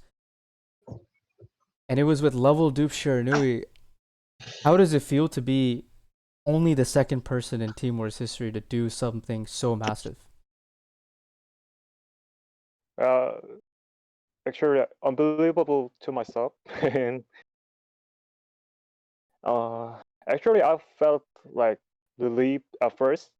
Like the first victory, like was more precious than like all sweep, because our team had lost three had lost three times and had no victories. And our team was so desperate, and maybe the the desperate feeling made me crazy person on a killing spree, I think. Maybe I'm possessed with Yami-Yugi or something. And I feel really satisfied with this result, and I want to make some more wins on following weeks. Yeah, very. I couldn't sleep at all at that day. Yeah. Well, I remember I was looking at your Twitter after the match, and you said what was more important for you was that your team got the win, not that you won 10 games, because your team really needed that win. Your team is now 1-3. You've had some rough games, and I wanted to kind of talk to you about that. You know, what's gone wrong in those first 3 weeks? First week opponent was FM, Forbidden Memories. Yeah. And actually, it was very difficult matchup because Sangao is also a Korean player in FM and knows all about our team. And maybe the maybe the balance of information was so bad, and also we are like we didn't also I think we didn't prepare the appropriate decks in this beta. And the second week opponent was BZ, and it was harsh time for us. And like so to overcome our losses, we analyzed teams very closely, and at the NaW's matchup, we like analyzed the clan wars and team wars data and predicted their matchups and have screams. And I think it made I think through these efforts we made it to victory, I think. Yeah, and you know, this +8 is very important for you guys. I can show on this stream. +8 has allowed you guys to be 1-3, but with a -8. So you guys can still, you know, bring it back and maybe make the playoffs. You 5-1 in the next 6 weeks. I know it's easier to say that than to actually do it, but still a chance. You guys are not out just yet. And that 10-2 very important for you guys. But I'm excited to see, you know, if you guys improve and do better as time passes. In, you know, one of the new Korean teams in Team Wars, first of the 2 Korean teams in Team Wars, and everyone is looking forward to you guys doing well this season. Yeah, that's our goal is to make it to like playoffs. So like I hope another teammate makes another 10-0. Yeah, that would help you guys a lot to get the RD higher.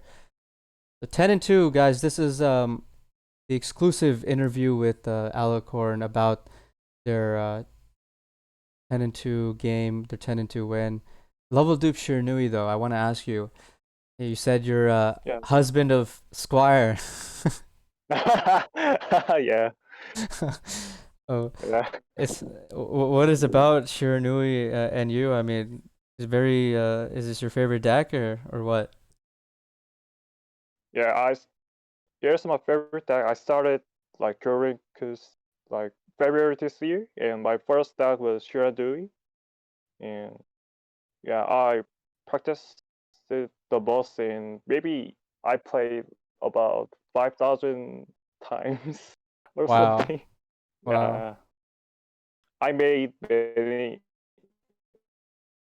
experiments on Shiranui, and I think those evolves like make it to my 10-0. Well, the chat's saying And just do 10-0 one more time. You can be the first person to do it twice. yeah, hopefully. Oh yeah. uh, So that's it for Neo versus Clover Clock Cheaters. Did you guys on the call, Andy, Millie, and Senwa, did you guys want to say anything about this game or ask anything to I Alicorn? mean, I totally saw that one coming. So Oh. Congrats on. If you I mean, want, honestly, don't mind, share the APK to me, bro. Would be nice. But really good job. honestly, like Neo is also not like the worst team. So No, like it's one of the good streaking teams. against them is actually a quite good feat in your resume, how they call it. Also, like Shiranui, like level, a lot of people play like level duplication, and it's pretty much the best skill for Shiranui. So if you just open square all the time, you can streak. Yeah. Yeah, I agree with that. And I mean, you're possibly you're gonna inflate the Shiranui percentage in meta-analysis this week. We'll see the meta-analysis in a little bit here. Just I think two more games or three more games to cover. I think your game is actually next, Millies. We'll talk about that. 12 o'clock Cheaters, Neo, 10-2. Congrats on that win, Alicorn, and the performance. yeah, thank you.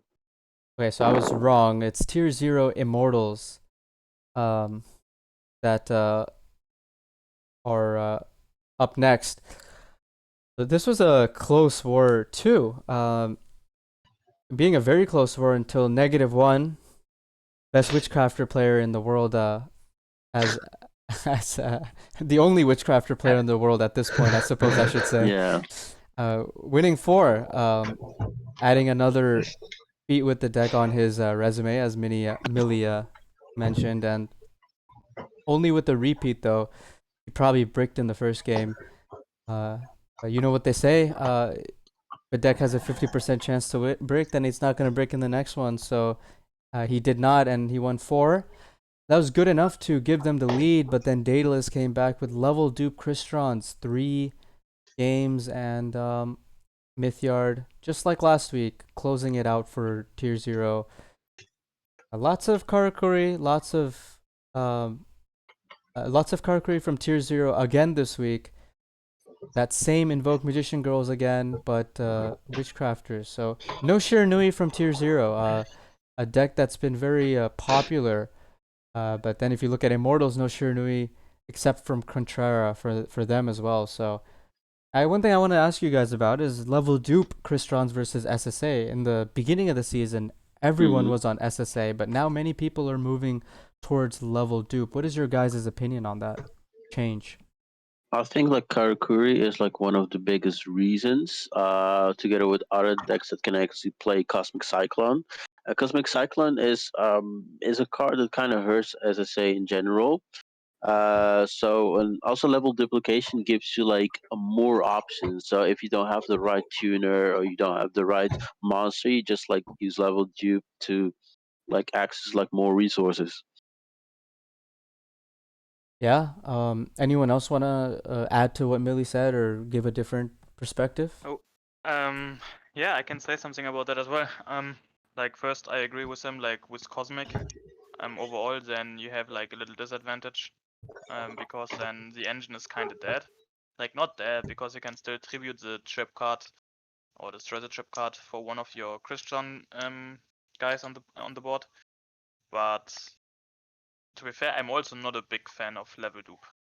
Oh, I okay. mean, level dupe is it's good as soon there's not many roids or magician girls there. But if they're getting popular, then I think SSA will getting popular again. Okay. Any other comments about this game? Anyone? All right, we're gonna move on to the next one. Tier 0 winning 10-8. They are now 3-1. Their best start since their debut season in season 6. So once again performing very well. Next game, Abusement Park versus Death Row. Millie, this was I guess I can call it the revenge game. You moved on from APK last season. And now found a new home in Death Row, and 4-1 to end the war. Shiranui and Karakuri. What was your perspective and your team's perspective in this match? Well, basically, we had a very rocky start. We started very bad, in my opinion.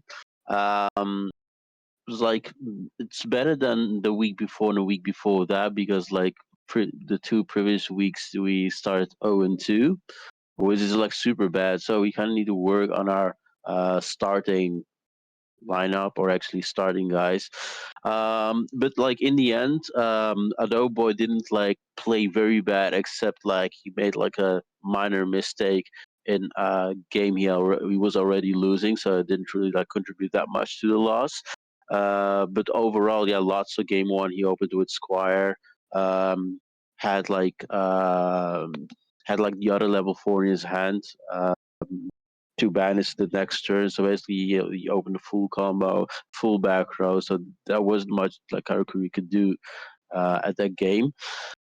And then we actually had the option to either repeat with Karakuri or actually send in GMG Shiranui.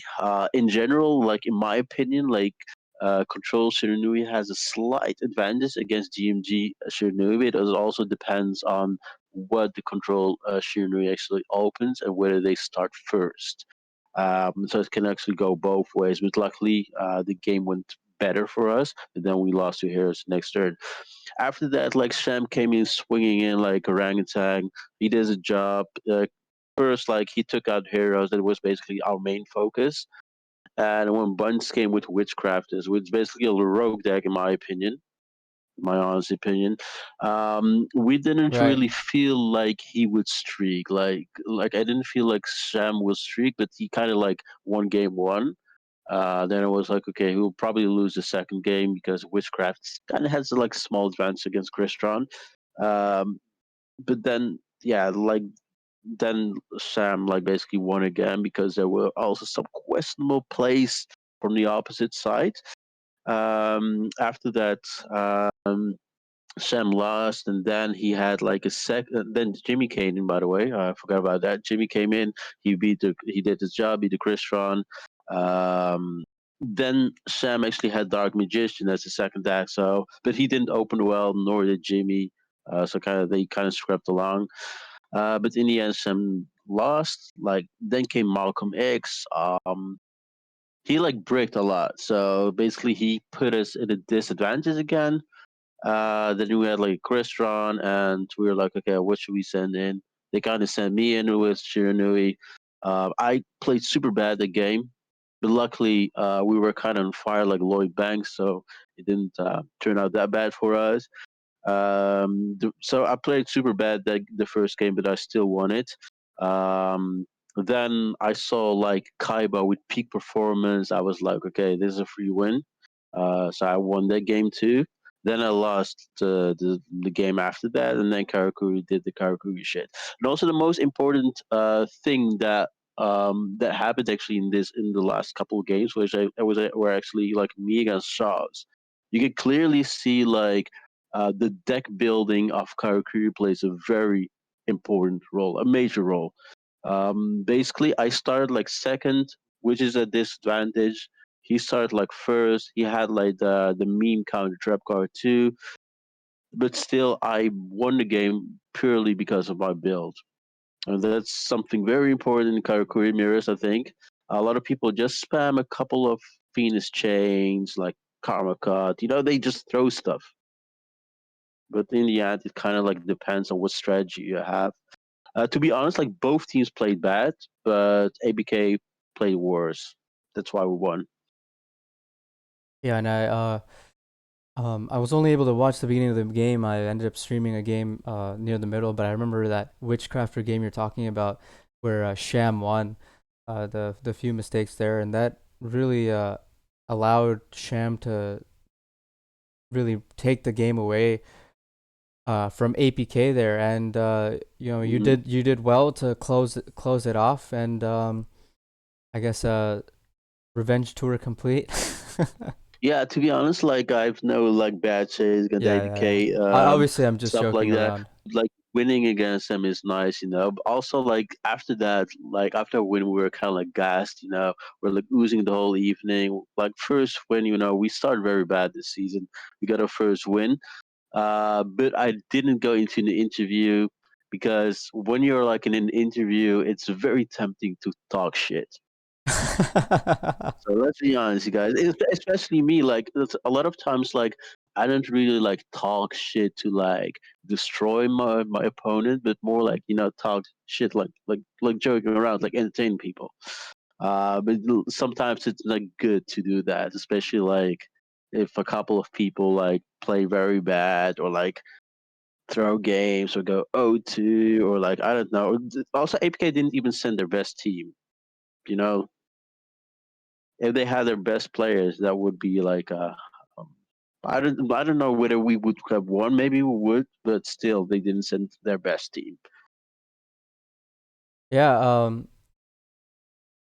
mean, I don't know. I mean, I don't even remember who's on APK anymore at this point. I can't remember from You memory, but you have Wayne, right? yeah, Wayne didn't play. They played Dark Ragnar. I don't know if Dark Ragnar has been playing much recently. I remember he did really well in the online qualifier. I forgot what he got. Uh, but I don't know. uh, Also, like Shao's, for example, when I saw like Shao's last guy, I kind of knew I would close that because I have a very good win rate against Shao's teams. Like oh, okay. check the match report of the past seasons. Every time I meet like a team where South plays, I streak against them. I don't know why, but it's kind of an interesting fact. Okay, well, we're gonna watch this clip from the game, Sham. I can't watch the VOD, but because we're low on time, but we're gonna watch the Mhm. clip just because that's a lot faster.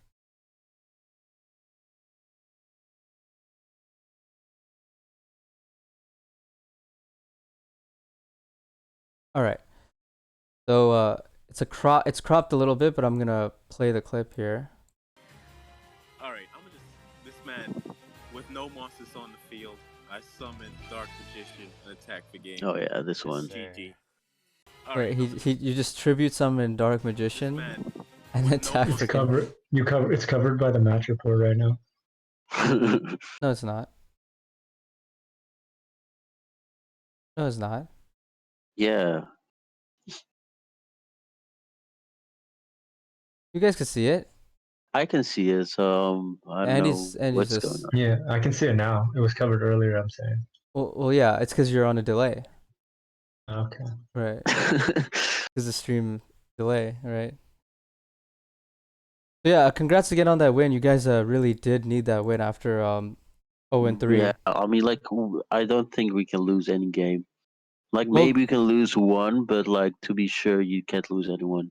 you guys are on the upswing now, so you can keep this momentum hopefully, and you guys can um secure more wins moving forward. One advantage is that we didn't get destroyed a single game, so that's a very good advantage with R&D. And also, like a couple of our losses, I know why we lost, so I know what we should work on. So that's a very good advantage in our side. Okay. Yeah, that's always good to like, if you're in an 0-3 or 1-3 position, it's good to have your Hmm. losses being very minor, very close losses. But Sham, if you want to post that link in chat, please go ahead. We don't have time to play it. We're in 40 minutes in. We're not even talking about meta-analysis. We got to keep things going. I wanted to try the VOD thing this talks. I think most people do like it, but Yeah. we are a bit slower with things. So Bricks and Potatoes versus Phoenix. We have Andy on the call with us. He went 4-0 again. He's 8-0 in this season. He went 4-0 with a unique version of GMG Shiranui, a deck that's fallen off as of late because of the rise of Karakuri, Necro Valley. Andy, you went 4-0 here, and in fact, your team played very well overall, and not allowing Phoenix players to win more than one game. And of course, you let Lord no opportunity to win any games. You did also roll 5 and 6, as Neg is pointing out in the chat. I think it might be some type of shade that he might be throwing. I'm not sure, but let's hear your thoughts about this game. Well, I mean, in terms of my games, I don't think it was any like at the point that I came in, they only had 4 lives left, anyways, right? So I think it really was just my team playing well. So by the time I came in, the other team doesn't have a lot of options. Yeah, I don't think we made any major mistakes this game, or any mistakes at all. Actually, I think this in terms of like how we played. Yeah, I don't know. Do you have any questions? Yeah, I mean, your team is now in a really good spot with this win. You guys took a very tough 10-4, 10-6 loss earlier in the season. Last week. Oh, was it last week? Okay, I had no idea it was last week. So you guys took a 10 to who was it versus though? SEM. Okay, it was SEM. So a very tough loss last week to SEM, and I have the divisions up too, so I can the old division ranking. But you guys really kind of needed a strong R&D win just to be in a very, very, very solid spot after 3 weeks, and you guys are now at 3-1 with plus 10, which is actually really, really good. So first, not actually first in the division, but you are taking. I think Phoenix. I think we should be first because both the other teams lost. Well, but you're 3-1 with plus 10. X Factors is plus 11. Okay, my bad. Yeah, 3-1. you're right. Yeah. Right, So, yeah. so you're taking Phoenix's spot essentially. It was this war essentially from a short-term lens. It was basically just who's gonna end up number 2 in the division after this week, and you guys have taken Phoenix's spot. Phoenix still gonna stay tight at number 3, but you guys are looking good for the division so far. How proud are you of your team this far of this season, given that your team, had some struggles last season and barely missed the playoffs? I like my team a lot this season. I mean, I like my team every season, but like this Okay. season, I like playing with my team a lot. Like I feel. Okay, you didn't like playing with your team last season, so right. For some reasons turned out. Like this season, I just everything's like, just it just so you're saying the chemistry is on point this season. The everyone is fully engaged this season. Maybe the engagement wasn't as consistent last season. Some stuff like that. Yeah. I mean, another thing is like this season we VC sometimes, which is like not something we normally do before, or like not very consistently. But especially like the newer people that we added, I think just it's nice to have them around.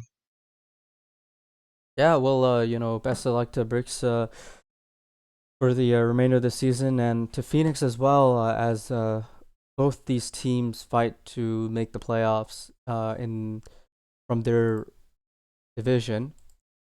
And I believe, was that the final game of the week? Oh no, the final game of the week.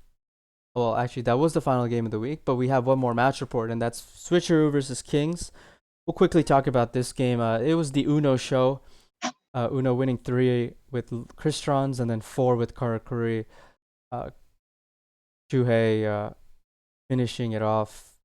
Act actually for the first time not going 2-2 or better this season, but still his team played very, very well. And Kings winning. Switcheroo winning 10-4, and Kings have not been able to get a win so far this season. They're unfortunately struggling, but hopefully they'll be able to get out of this rut sometime soon. And best of luck to both teams. Switcheroo on top 2 in their division now. Now we're gonna talk a little bit about the meta-analysis. I know you guys have been waiting to see this for a while now. We're far into the talk, and we're finally gonna get to the meta-analysis segment. Let me update that title real quick. Meta-analysis, if I can spell it correctly. Meta-analysis. And there it is. Oops, no, it's not. There it is now. The meta-analysis for week 4. Karakuri being by far, not even close, the most played deck this week thus far. And I mean, are we even surprised at this point? They had a massive increase in win percentage last week compared to weeks 1 and 2. And when you compare this bar chart to last week Karakuri, there were 70 Karakuri decks. This past week it was 115. Shiranui, there were 69. Last week there were 64. Black Wings, there were only 30 this week. Last week there were 65. And finally, the other notable deck, Cristrons, there were 45 in this week, and last week there were 56 of SSA Cristrons, but there were more regular Cristrons this week. Overall, Cristrons, there were much more Cristrons this week than before. Witchcrafter continues to fall off, and as we move to that graph, Witchcrafters is at the very bottom. Just like last week, it was still a top 10 most played deck.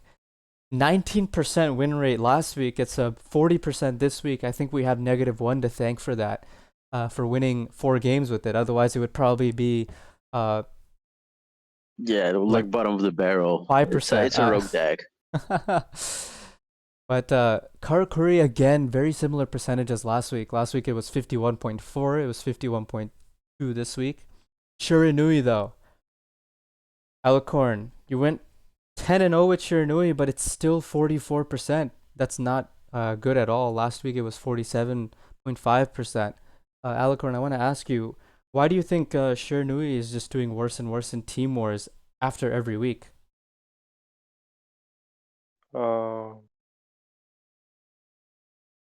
I think like we take out your games. Maybe other players fail to have Squire in them. I think. there's only one Squire husband. Actually, I think that it doesn't have many good matchups. Like, I think it's because of many Karakuris who have triple back rows or something.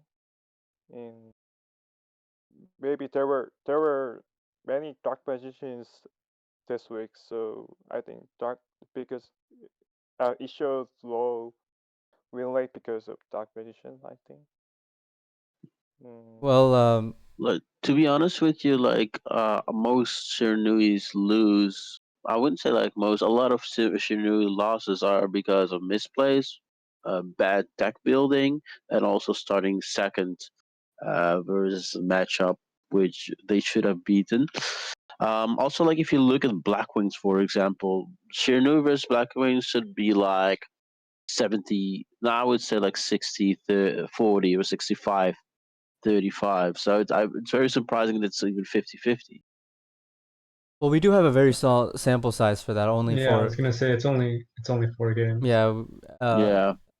But the thing is, these specific percentages for each matchups are to be taken with a grain of salt if there's uncommon decks. Like for example, the Karakuri Shiranui percentage can maybe be accurate because there's a sample size of 25 games.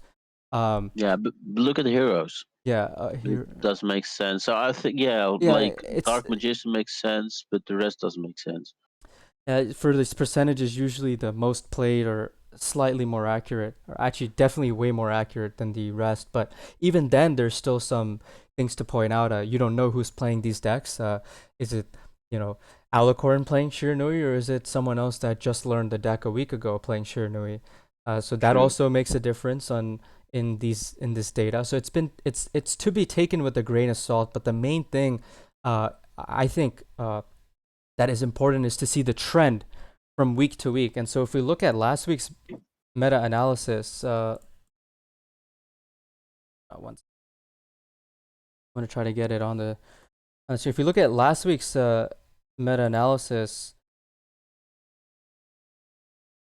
it was a little bit different in that regard. And what we see here is that there were less regular Cristrons, but also more SSA Cristrons. And on top of that, Shiranui did a lot better last week than it did do this week. But unfortunately, still not that good. And Blackwing's way more popular last week. And perhaps, like you said, Millie, maybe Blackwing's being less popular was a big reason to why Shiranui percentage fell off, because there was one less good option. Matchup. Now, there's True, also GMG Shiranui. Last week it was 57%. It's been a very high percentage since people have started playing it, but not many people are playing it, and the percentage is falling every single week. If we go back to our current week 4 meta-analysis, GMG Shira increased in play. It went from 26 to 36 total played, but the win rate fell off a lot, 50%. And it's probably because more Karakuri in the meta. What do you think, Andy? Yeah, generally think- speaking. Sorry, go ahead. No, go ahead, Andy. You played at GMG. I was gonna say, generally speaking, I think Karakuri is really strong into combo Shiranui, especially like the more common builds, because of the way the traps kind of don't do anything on their own, and you need, even if you have multiple trap cards, it might only be one interruption. So Karakuri, which is a deck that if they have like a Cosmic or like a Lance that can disrupt that one, then they're able to play through like maybe 3 back row even. All right, someone get my man Andy a Vicks, because something's wrong with his throat. No, go ahead. What did you want to say? Yeah, like I think if I'm looking just on Shira, right? Shira is not like is a deck which can adapt to the meta really well. And this is why Shira is a good deck, because it has like I think 10 to 11 tech cards. And you can put like, for example, in my Shira build, I put Floodgate out because I expecting more Karakuris, and not that much Blackwings. So I try to fit my Shira just for going second. Like if I going first with Shiranui, I already have a good build. So I just changed tech cards, and people, like if I'm looking to normal builds of Shira, they're just playing the same build over and over again, like playing Floodgates, I don't know, and the other stuff cards. But this kind of not working in a 50-50 just against Karakuri. Like if you go second against Karakuri, Floodgate and stuff is all dead, like not needed. And I think the people with Shira, they just don't adapt, and with the combo Shira, just what Andy said, like there was more Karakuri and they really have a hard time against it, and they really can't. I don't know, I feel like this deck can't really adapt to the meta, the combo Shira. It is like you can't really change tech cards unless you play the Andy build. But yeah, like for that you need a specific meta. Like you need a meta which is doing a lot of with the Graveyard. Otherwise, I think combo Shira doesn't will that great.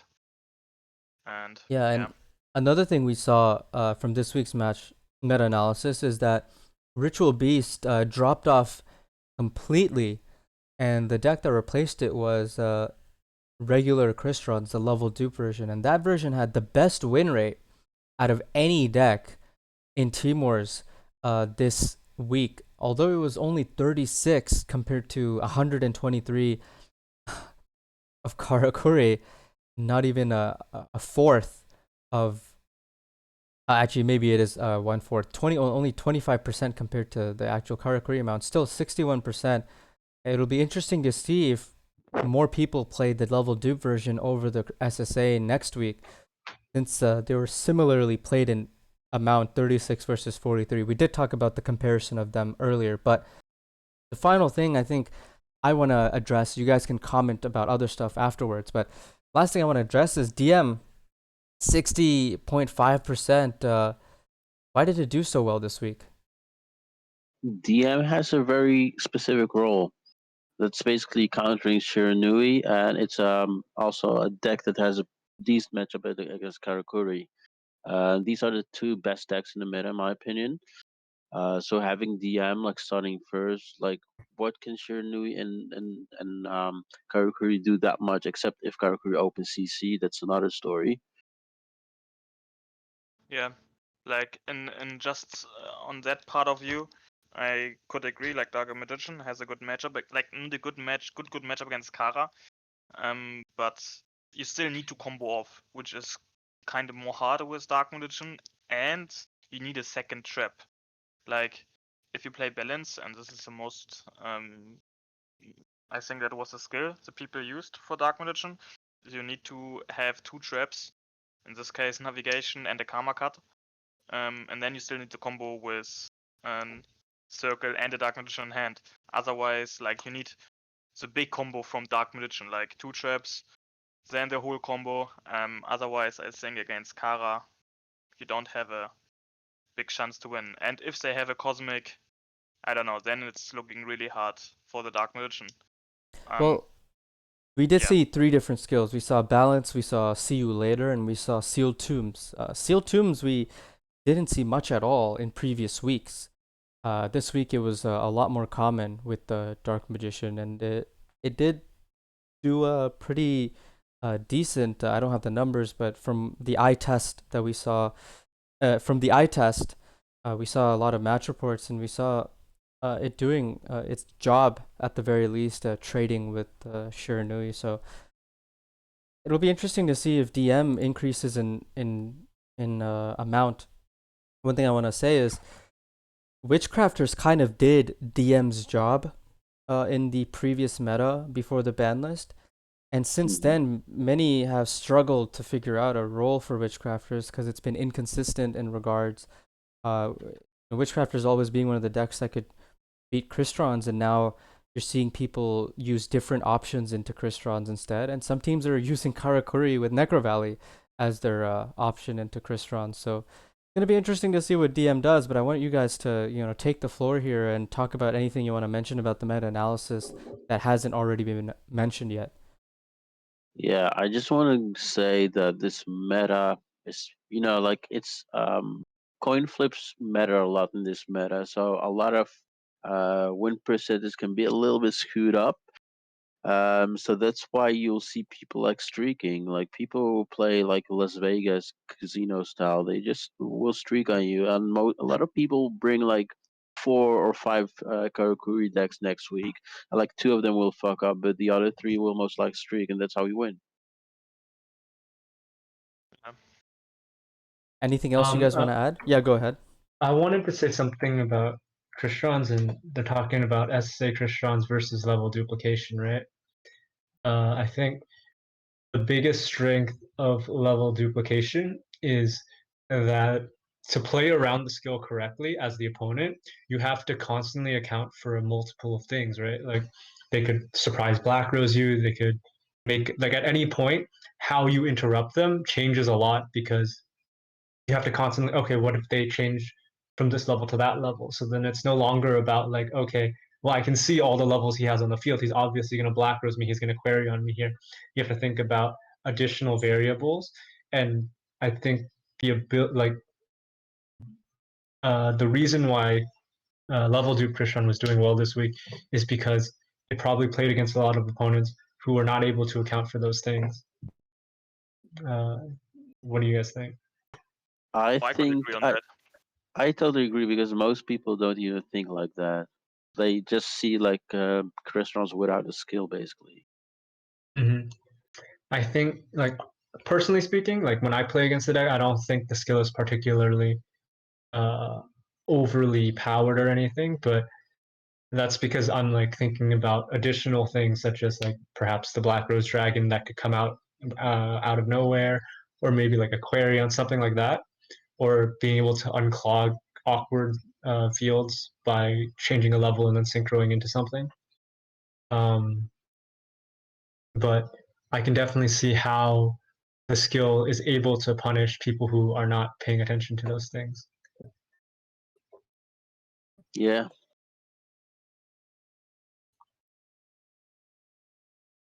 All right. Yeah. No, I totally agree with you. It's like a surprise thing. It's like a check out of the box. Like can happen Yeah. anytime.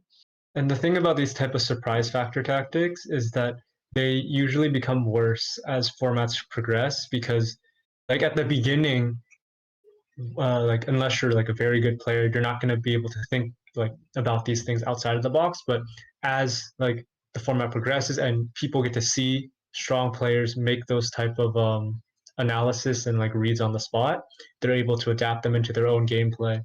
And you can see in like the previous formats when we had Element Saber or maybe even Dark Lords at the beginning, people don't know how to like you can tell like there's a huge difference between people who are strong with the deck and people who maybe just own the cards and don't play the deck much. But by the end of the format, you can already tell that almost everybody, even if they are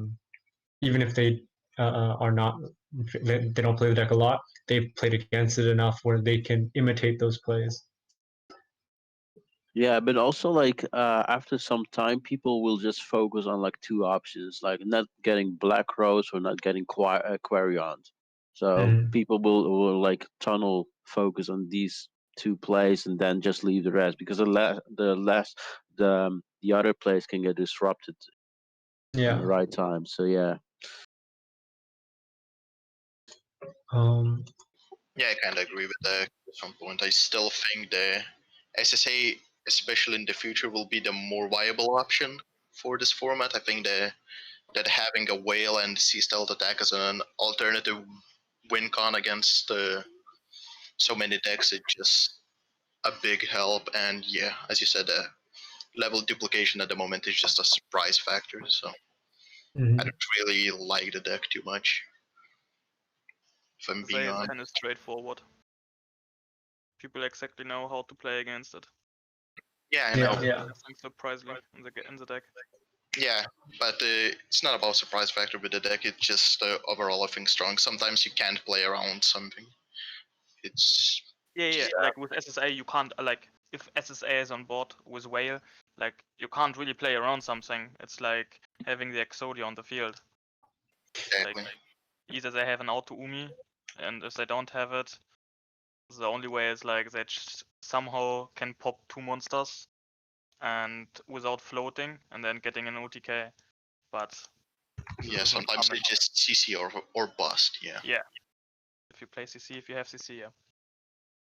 A lot of teams currently they use Shiranui as their Krishan counter because Shiranui is one of those decks that are capable of winning without outing the sea stealth attack, right?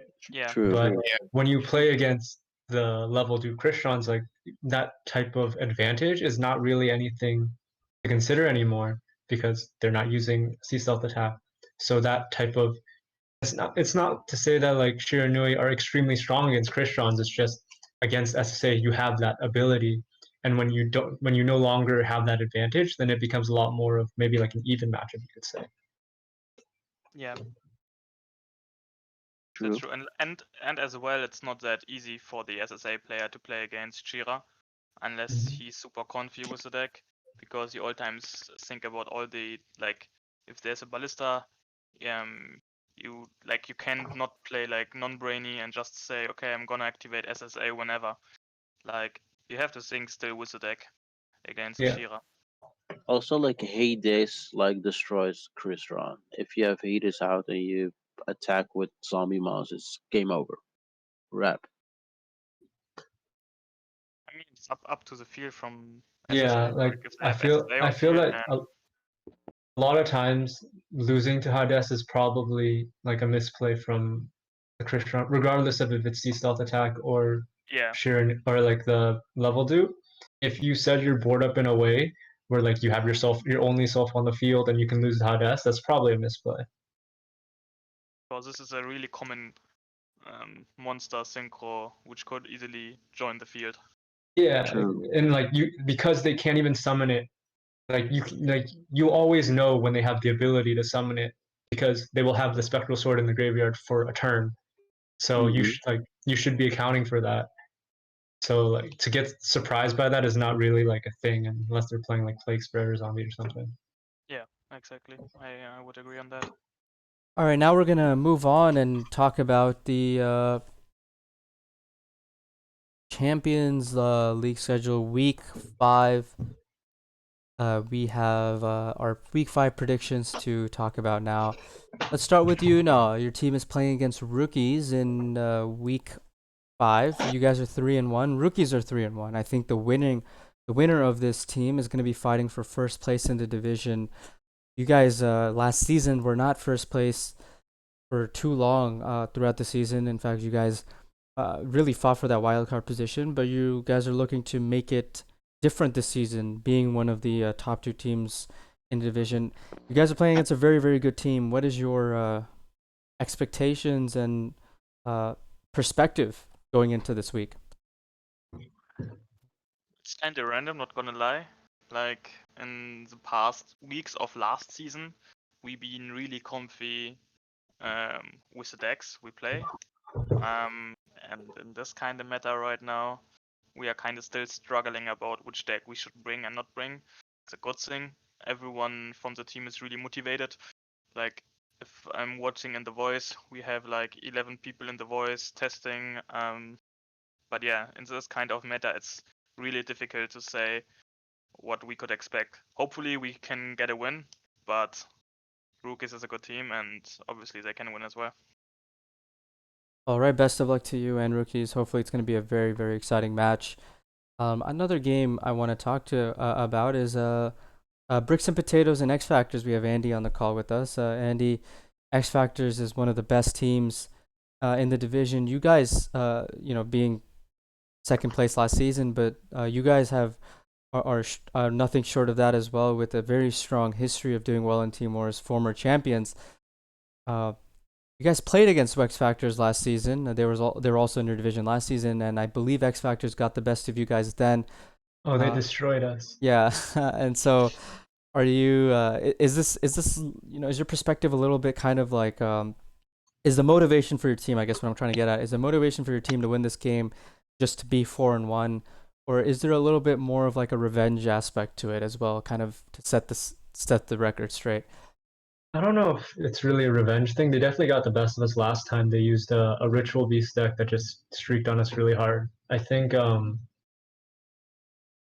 for the past couple of seasons, my team has not been very like focused on like it's been a lot more about like relaxing and like kind of just like hanging out with each other. But this season, it really feels like they want to win again, which is like it's sort of like it puts the motivation back on in me to like make sure that their efforts are not unrewarded. Yeah.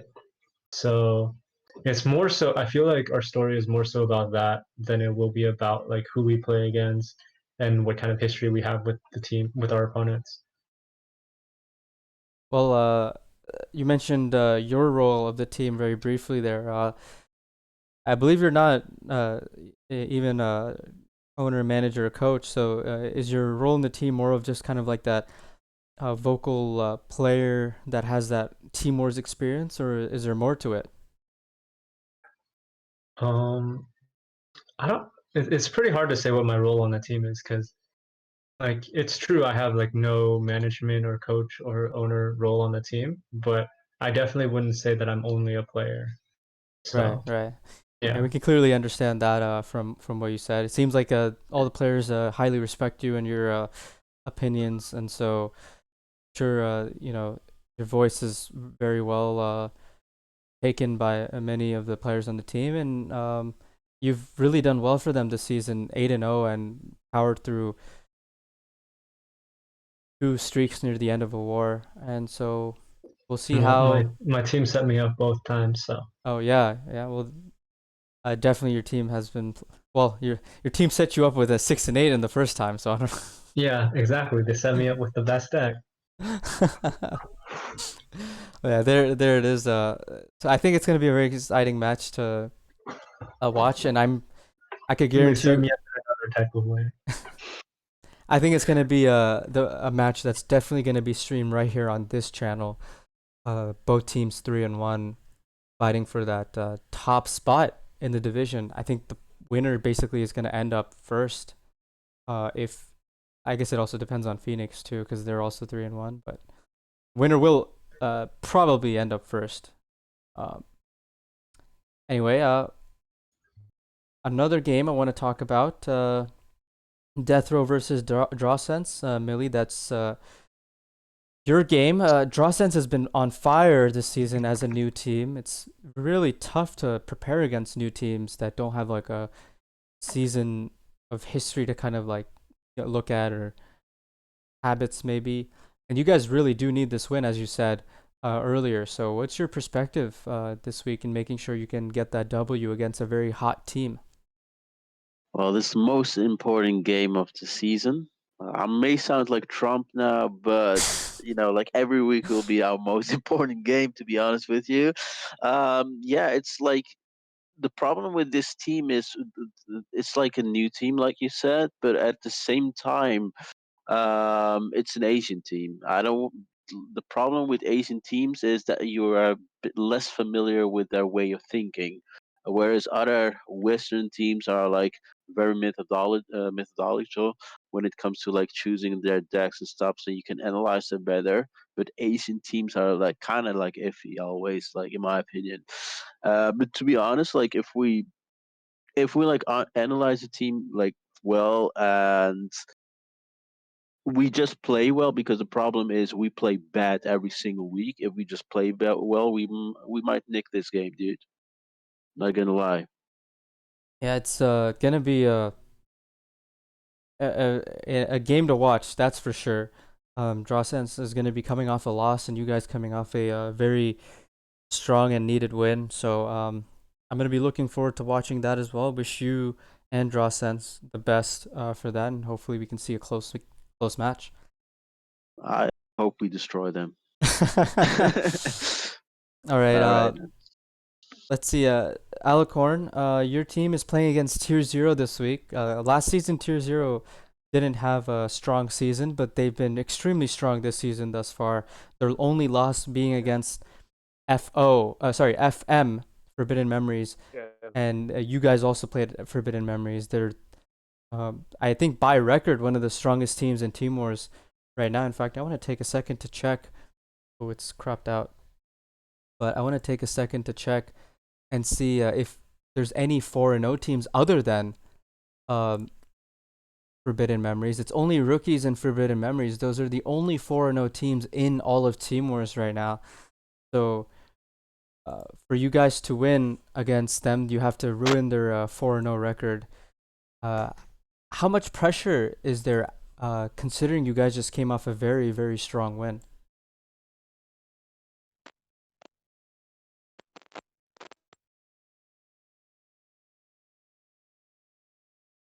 Your mic okay? Maybe issues with the mic. Yeah.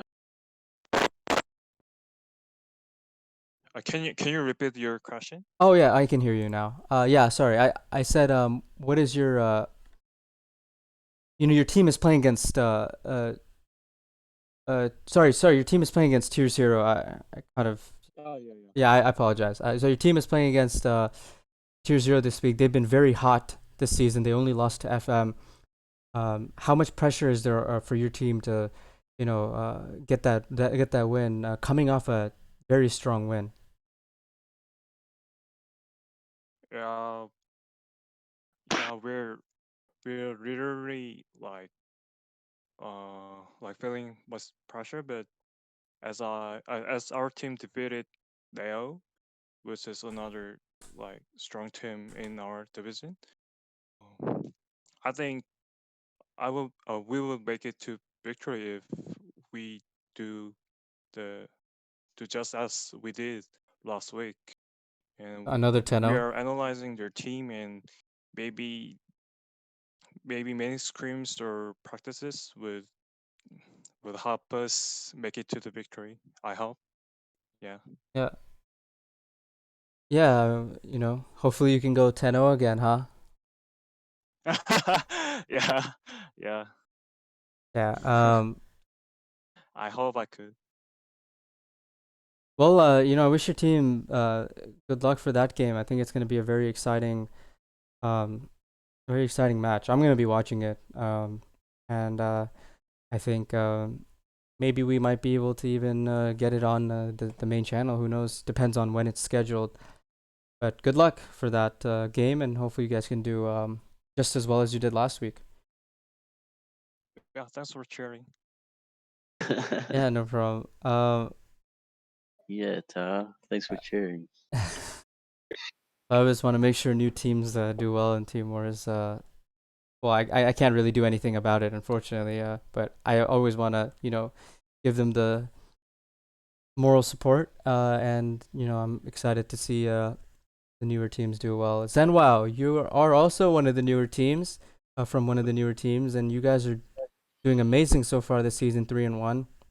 You're not playing against X Hunters, who they're 0-4 right now, unfortunately. But what is it like? I mean, this is the first time for your team playing against a team that doesn't have a win. What are you guys gonna do to make sure you don't underestimate X Hunters and make sure that you can come off with a win this week? We know that X Hunters is a good team that have been part of Team Wars for multiple seasons. We have a player that has been on the team, so he knows how good the players actually are. And although they are 0-4, that is meaningless to us. We cannot underestimate them because they're in Team Wars for a reason, and they have been for a few seasons. So they are obviously a good team. And although the first 4 weeks didn't go their way, we can't look past them and just to go in with the mentality that it's a bye week and we are 4-1 already, and we should look forward to Tier Zero and Forbidden Memory. So yeah, we're just gonna take it seriously. Well, Wait. you Line. guys have been doing really, really good this season so far. What was the team that you guys lost to this season? Who? NeO. Oh, NeO. Oh, Okay. yeah. Okay, yeah. Yeah. So you guys have not played FM yet, right? We haven't played FM or Tier Zero, Oh, so okay, we know yeah. it's coming up next And- 2 weeks. And those are the two teams that you are fighting for that top two spot. Right now you guys are top two, but you're gonna have to win this week to maintain that top two spot.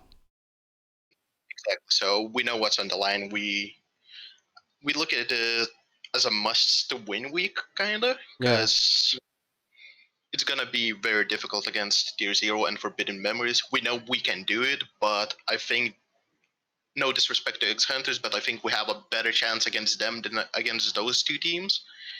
And yeah, we'll try Yeah. to grab that W.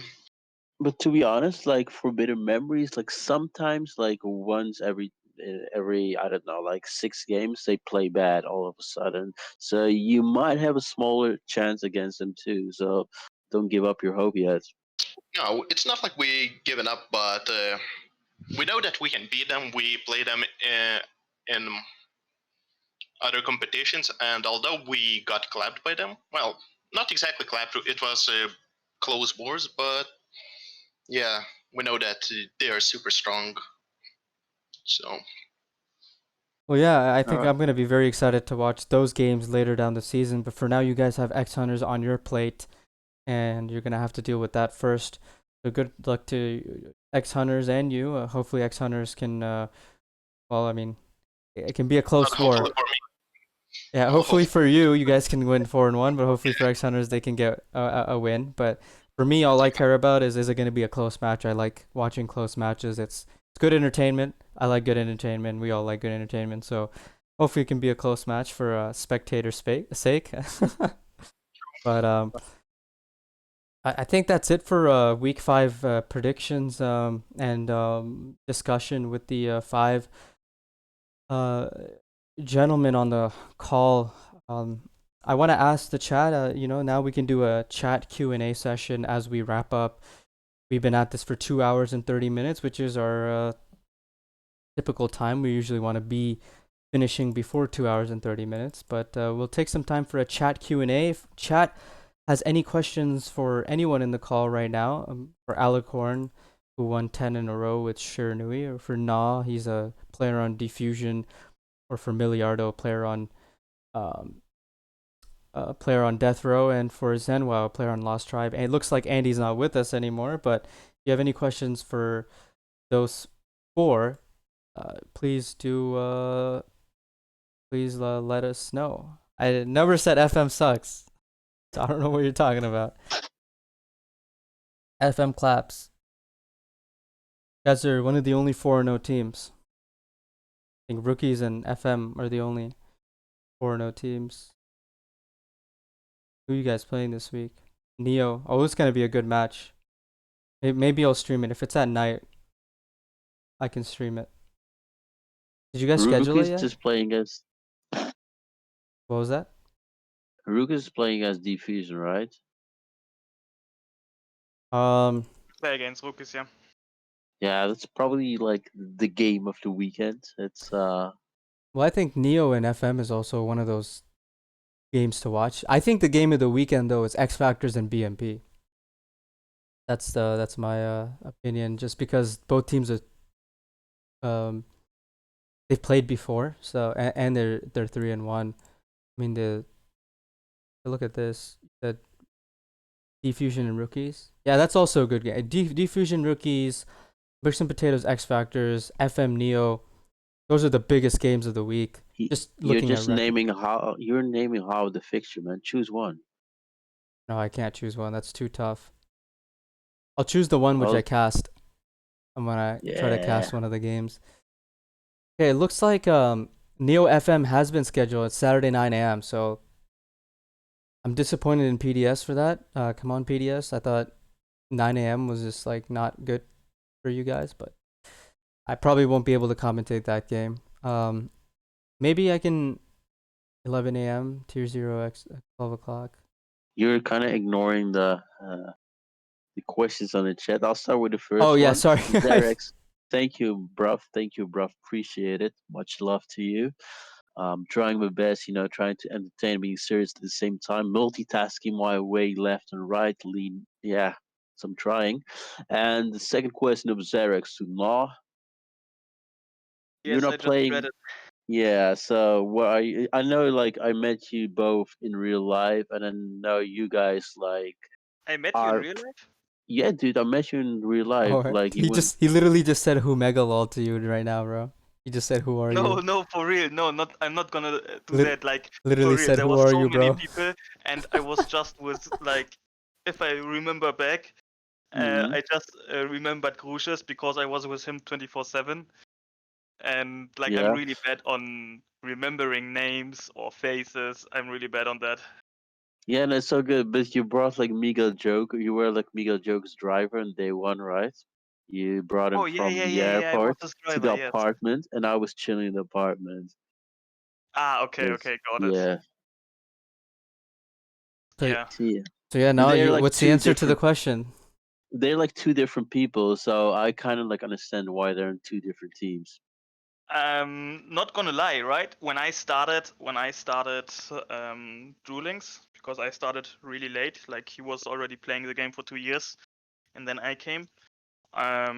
We've been all times and said all times like we want to be in different teams, and then we're gonna show who is the better one.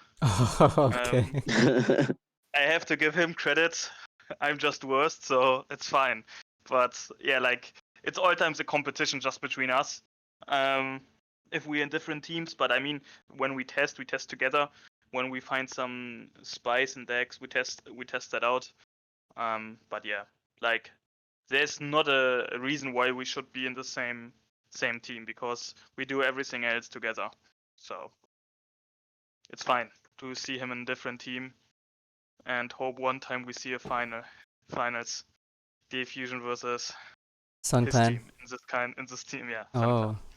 that would be interesting. Battle of the Brothers. Both of you would have to start for each team if that happened.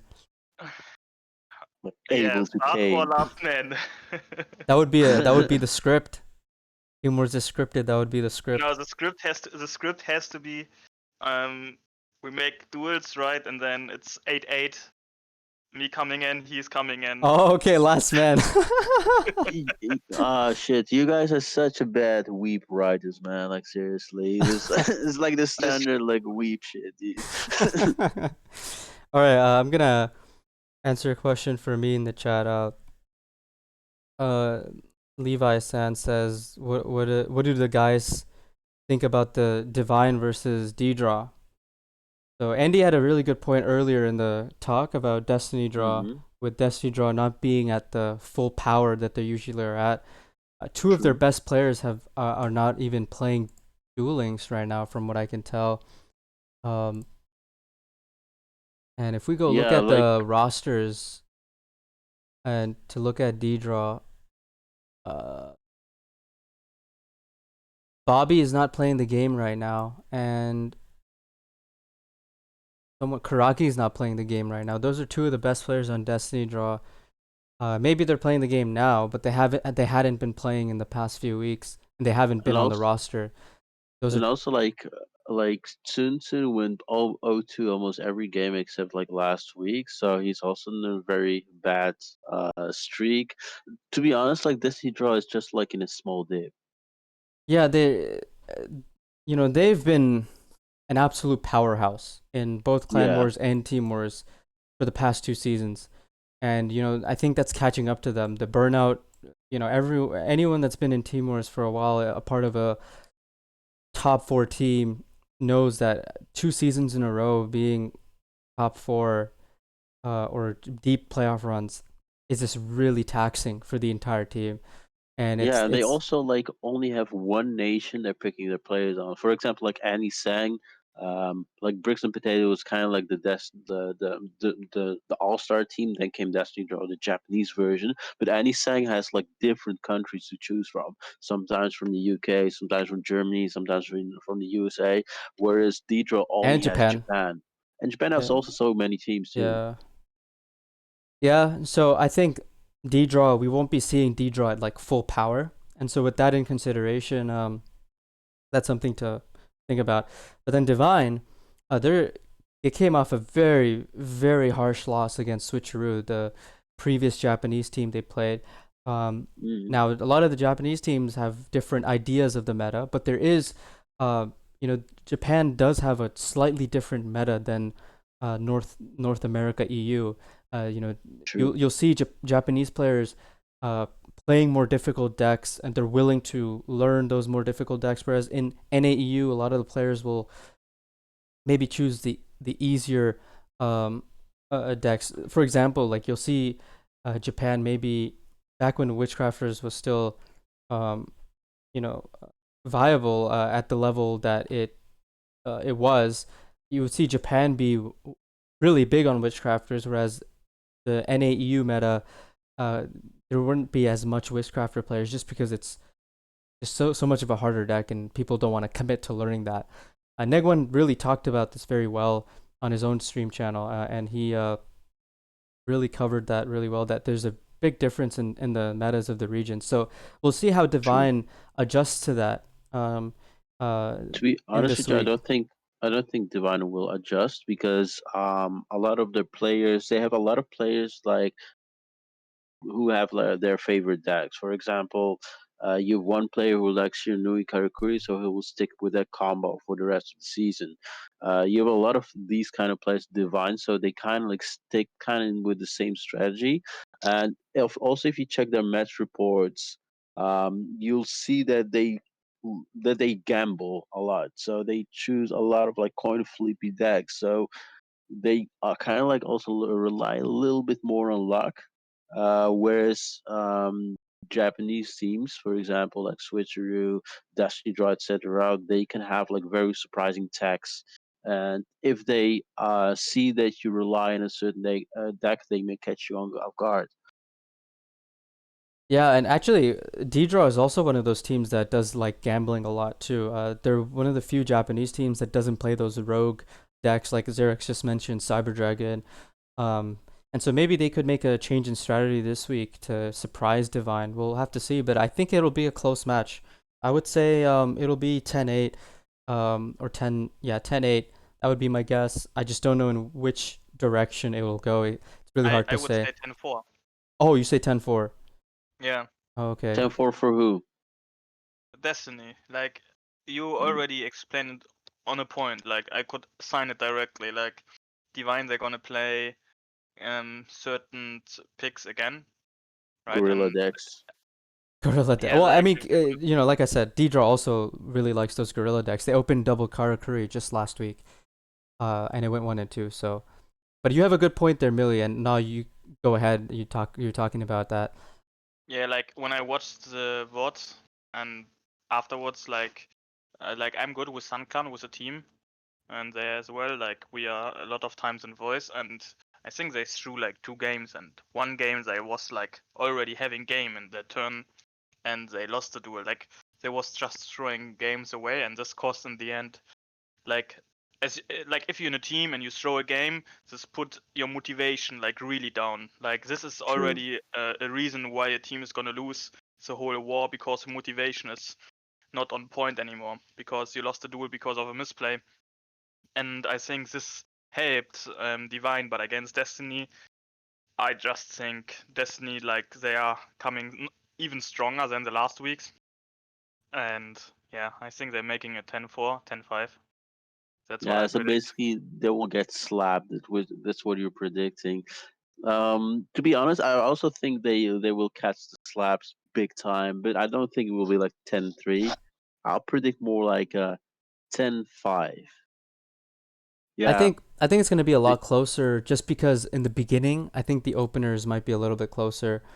And then maybe the lead will be later in the war, because usually when a team knows kind of like the deck construction of the other team that they scout and they know it really well, the lead usually doesn't happen in the beginning. It usually happens later in the war, and teams are allowed to streak really well for that reason. The best example actually is a match that happened just this past weekend, which I'll put up on the screen.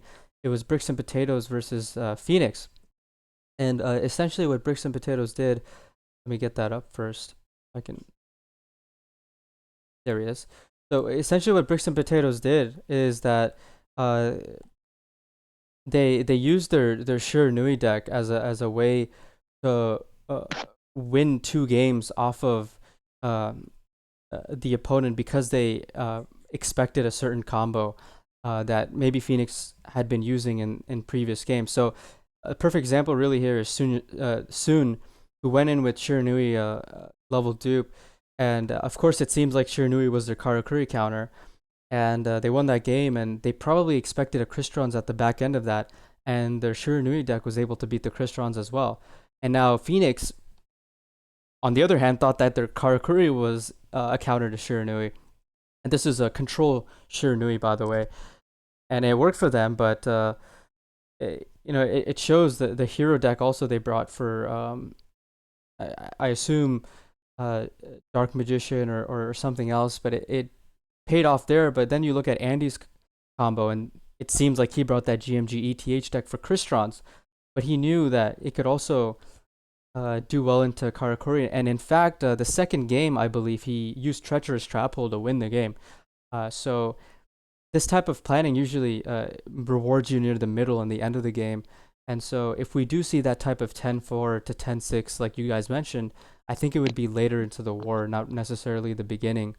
And if we are to go back to that switcheroo match report, Divine, when they got streaked on, to find it. Did Divine use twice Karakuri at the beginning? No, they used Karakuri and Blue Eyes. Let me. They used Yeah, but Karakuri. Karakuri as well, right? Karakuri and Blue Eyes and Karakuri Shira. And so I mean, they like, lost 3 in a row to Shira, and then Cyber Dragon just went on a tear.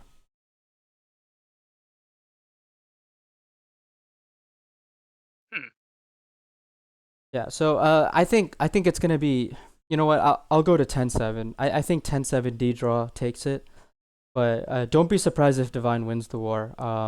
Like I said, D draw is not full power right now, and so betting on D draw is not as safe as it used to be before. But True. like let's say if I'm preparing for fantasy league, and Mhm. those people that are preparing for fantasy league, they know that when they're looking at the I'm trying to find it. Open so much map. Someone mentioned that, but I love Fantasy League. Oh yeah, it is fantastic. Like we meet up in the voice, right? Just for discussing Fantasy League. It's super nice. Oh really? Yeah. It's super cool. Okay, so I need to.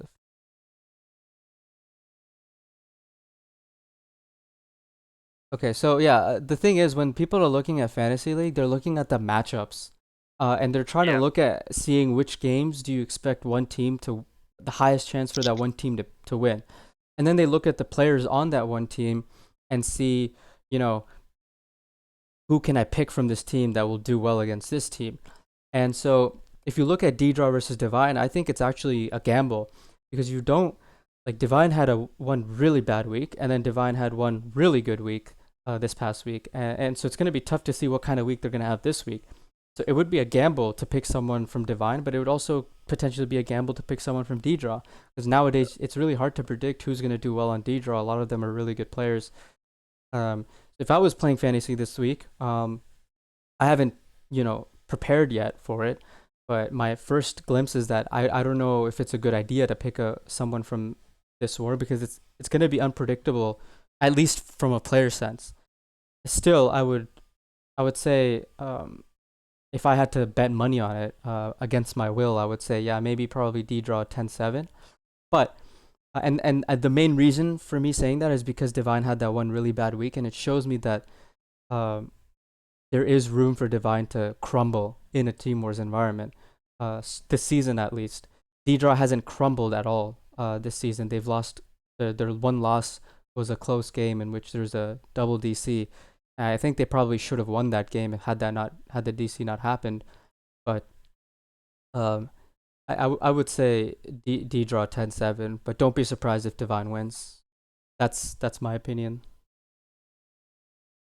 I could agree on Yeah. that. Yeah. So, any other questions for us in the chat before we wrap this up and move on with host someone or something? There's a question from Jarex. Chat. Oh, what did Zarek that? say? D draw He asked, 3-1. I would never pick anyone from D draw. Yeah, I mean, he's kind of right. Last time someone streaked from D draw, like most of the time you'll find someone win like 3-1 or like 4-2, and then like three people winning like 3-1 and something like that. You don't really see that many streaks. You don't see someone like -1 like streak mad, or like AndyTsang like streak in the end and shit like that. You usually just see like someone going like 3-1 or like 4-2 tops. Yeah, I actually picked 3D draw players on my fantasy league team 2 weeks in a row. The first week and the second week.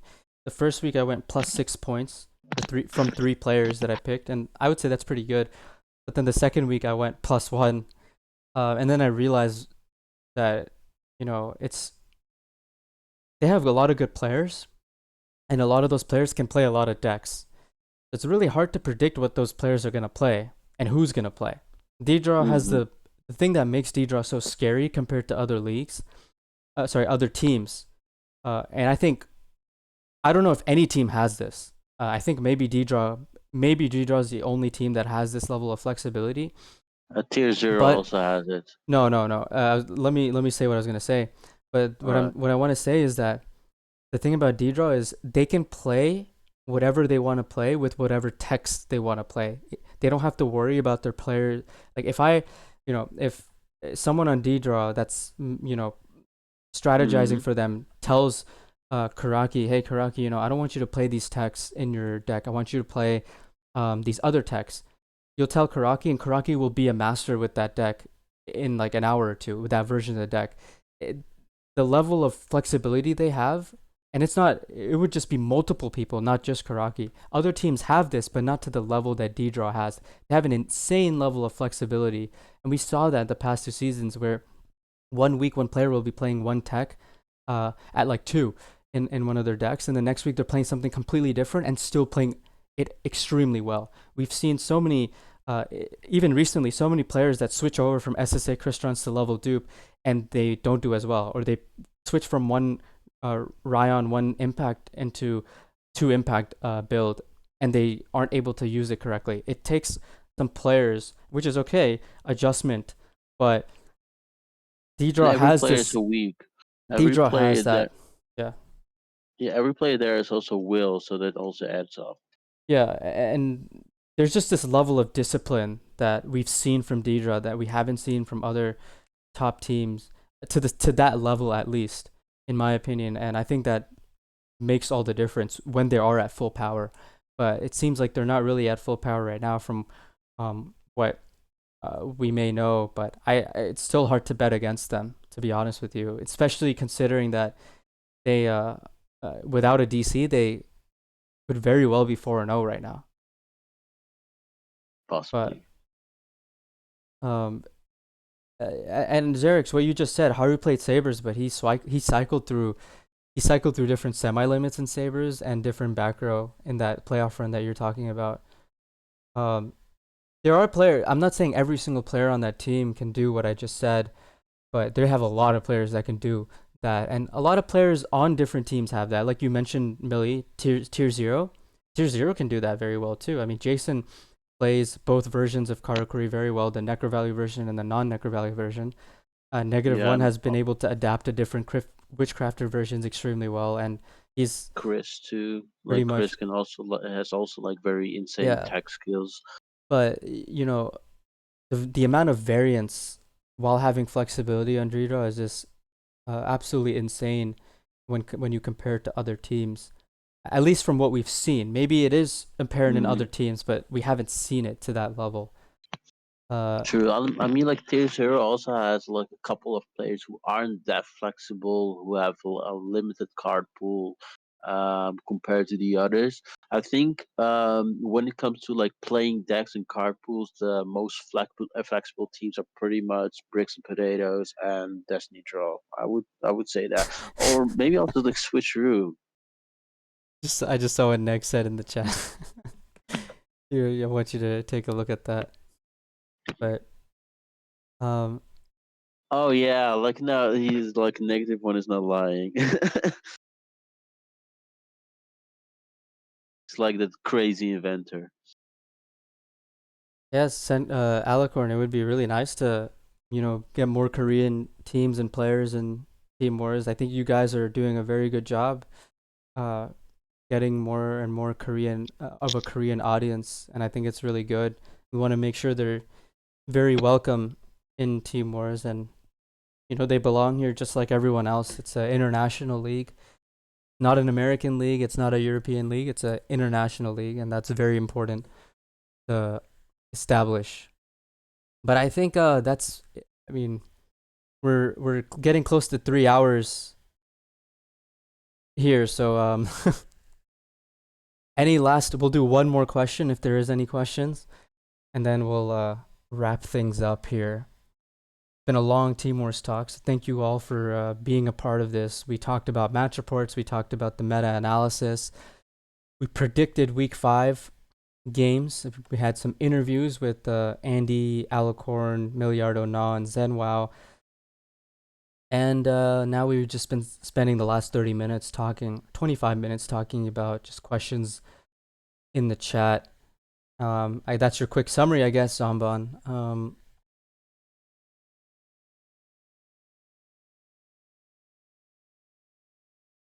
Yeah, I think I think we can wait. Is someone talking or? Oh, I was just gonna say, for those that missed majority of this talk, you can check out the VOD.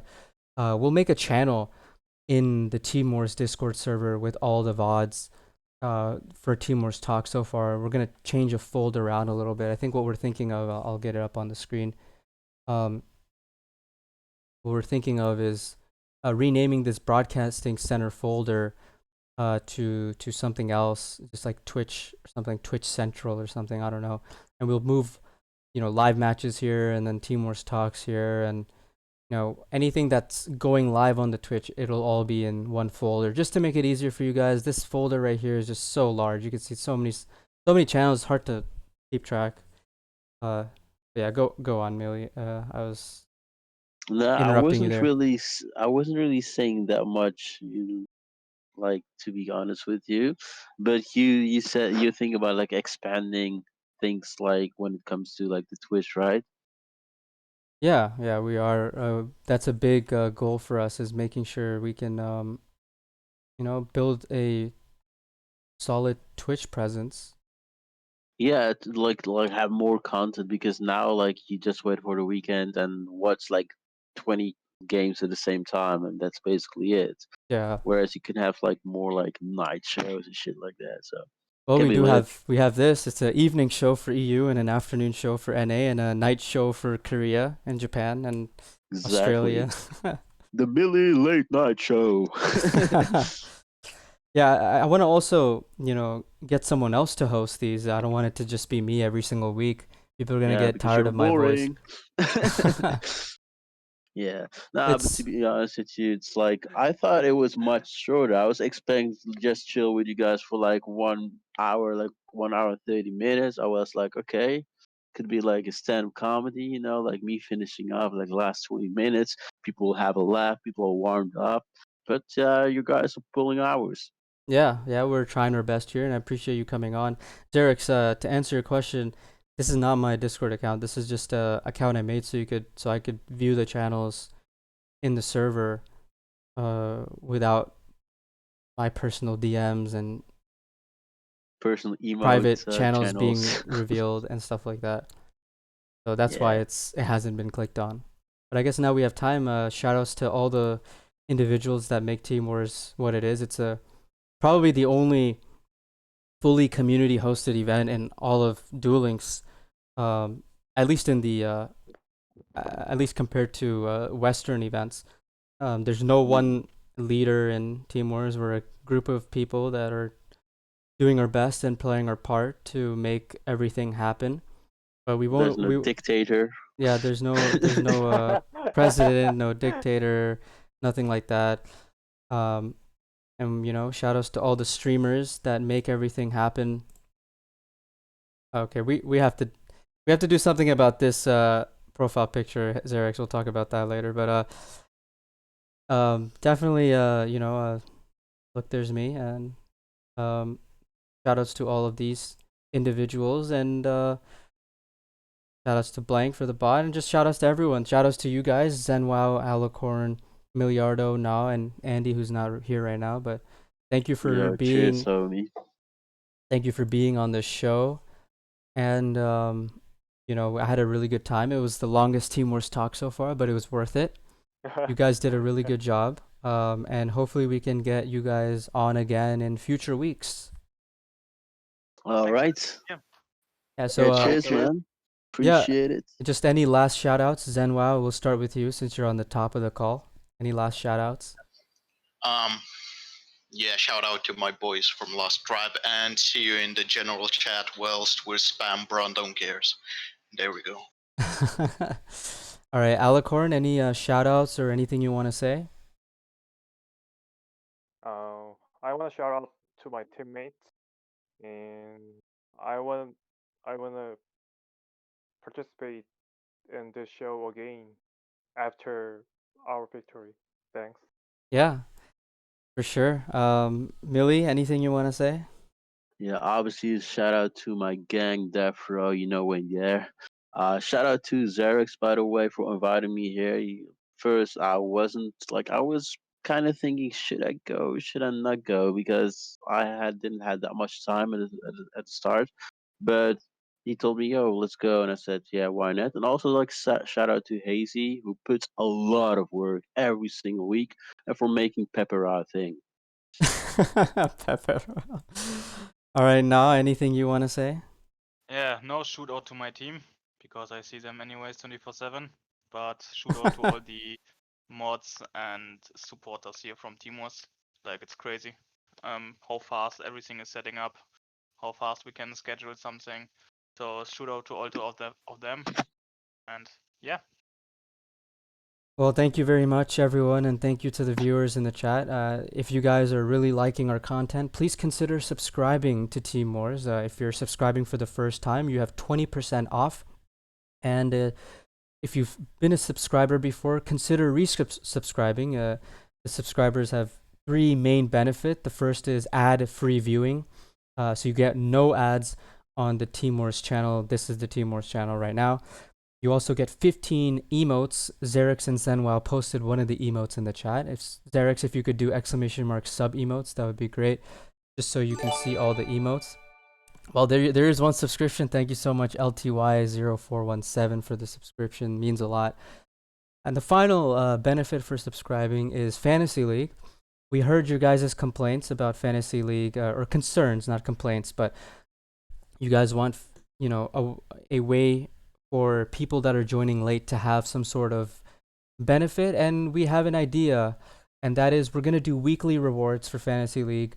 We haven't decided what, but it might be like $5 to the number 1 person in Fantasy League for that 1 week. So if you haven't joined Fantasy League yet, you can still join and you can still get a reward. We haven't decided yet the prize, but it's going to be probably either a free Team or sub or $5 or something like that. But thank you again, LTY, and thank you everyone. It was a very, very enjoyable time, and I'm glad to have been a part of you 4 and Andy for the show. And we'll be back next week, Tuesday, 1 p.m. EST, and for the games this weekend. Thank you so much, everyone. Have a good afternoon and night. Peace. Peace.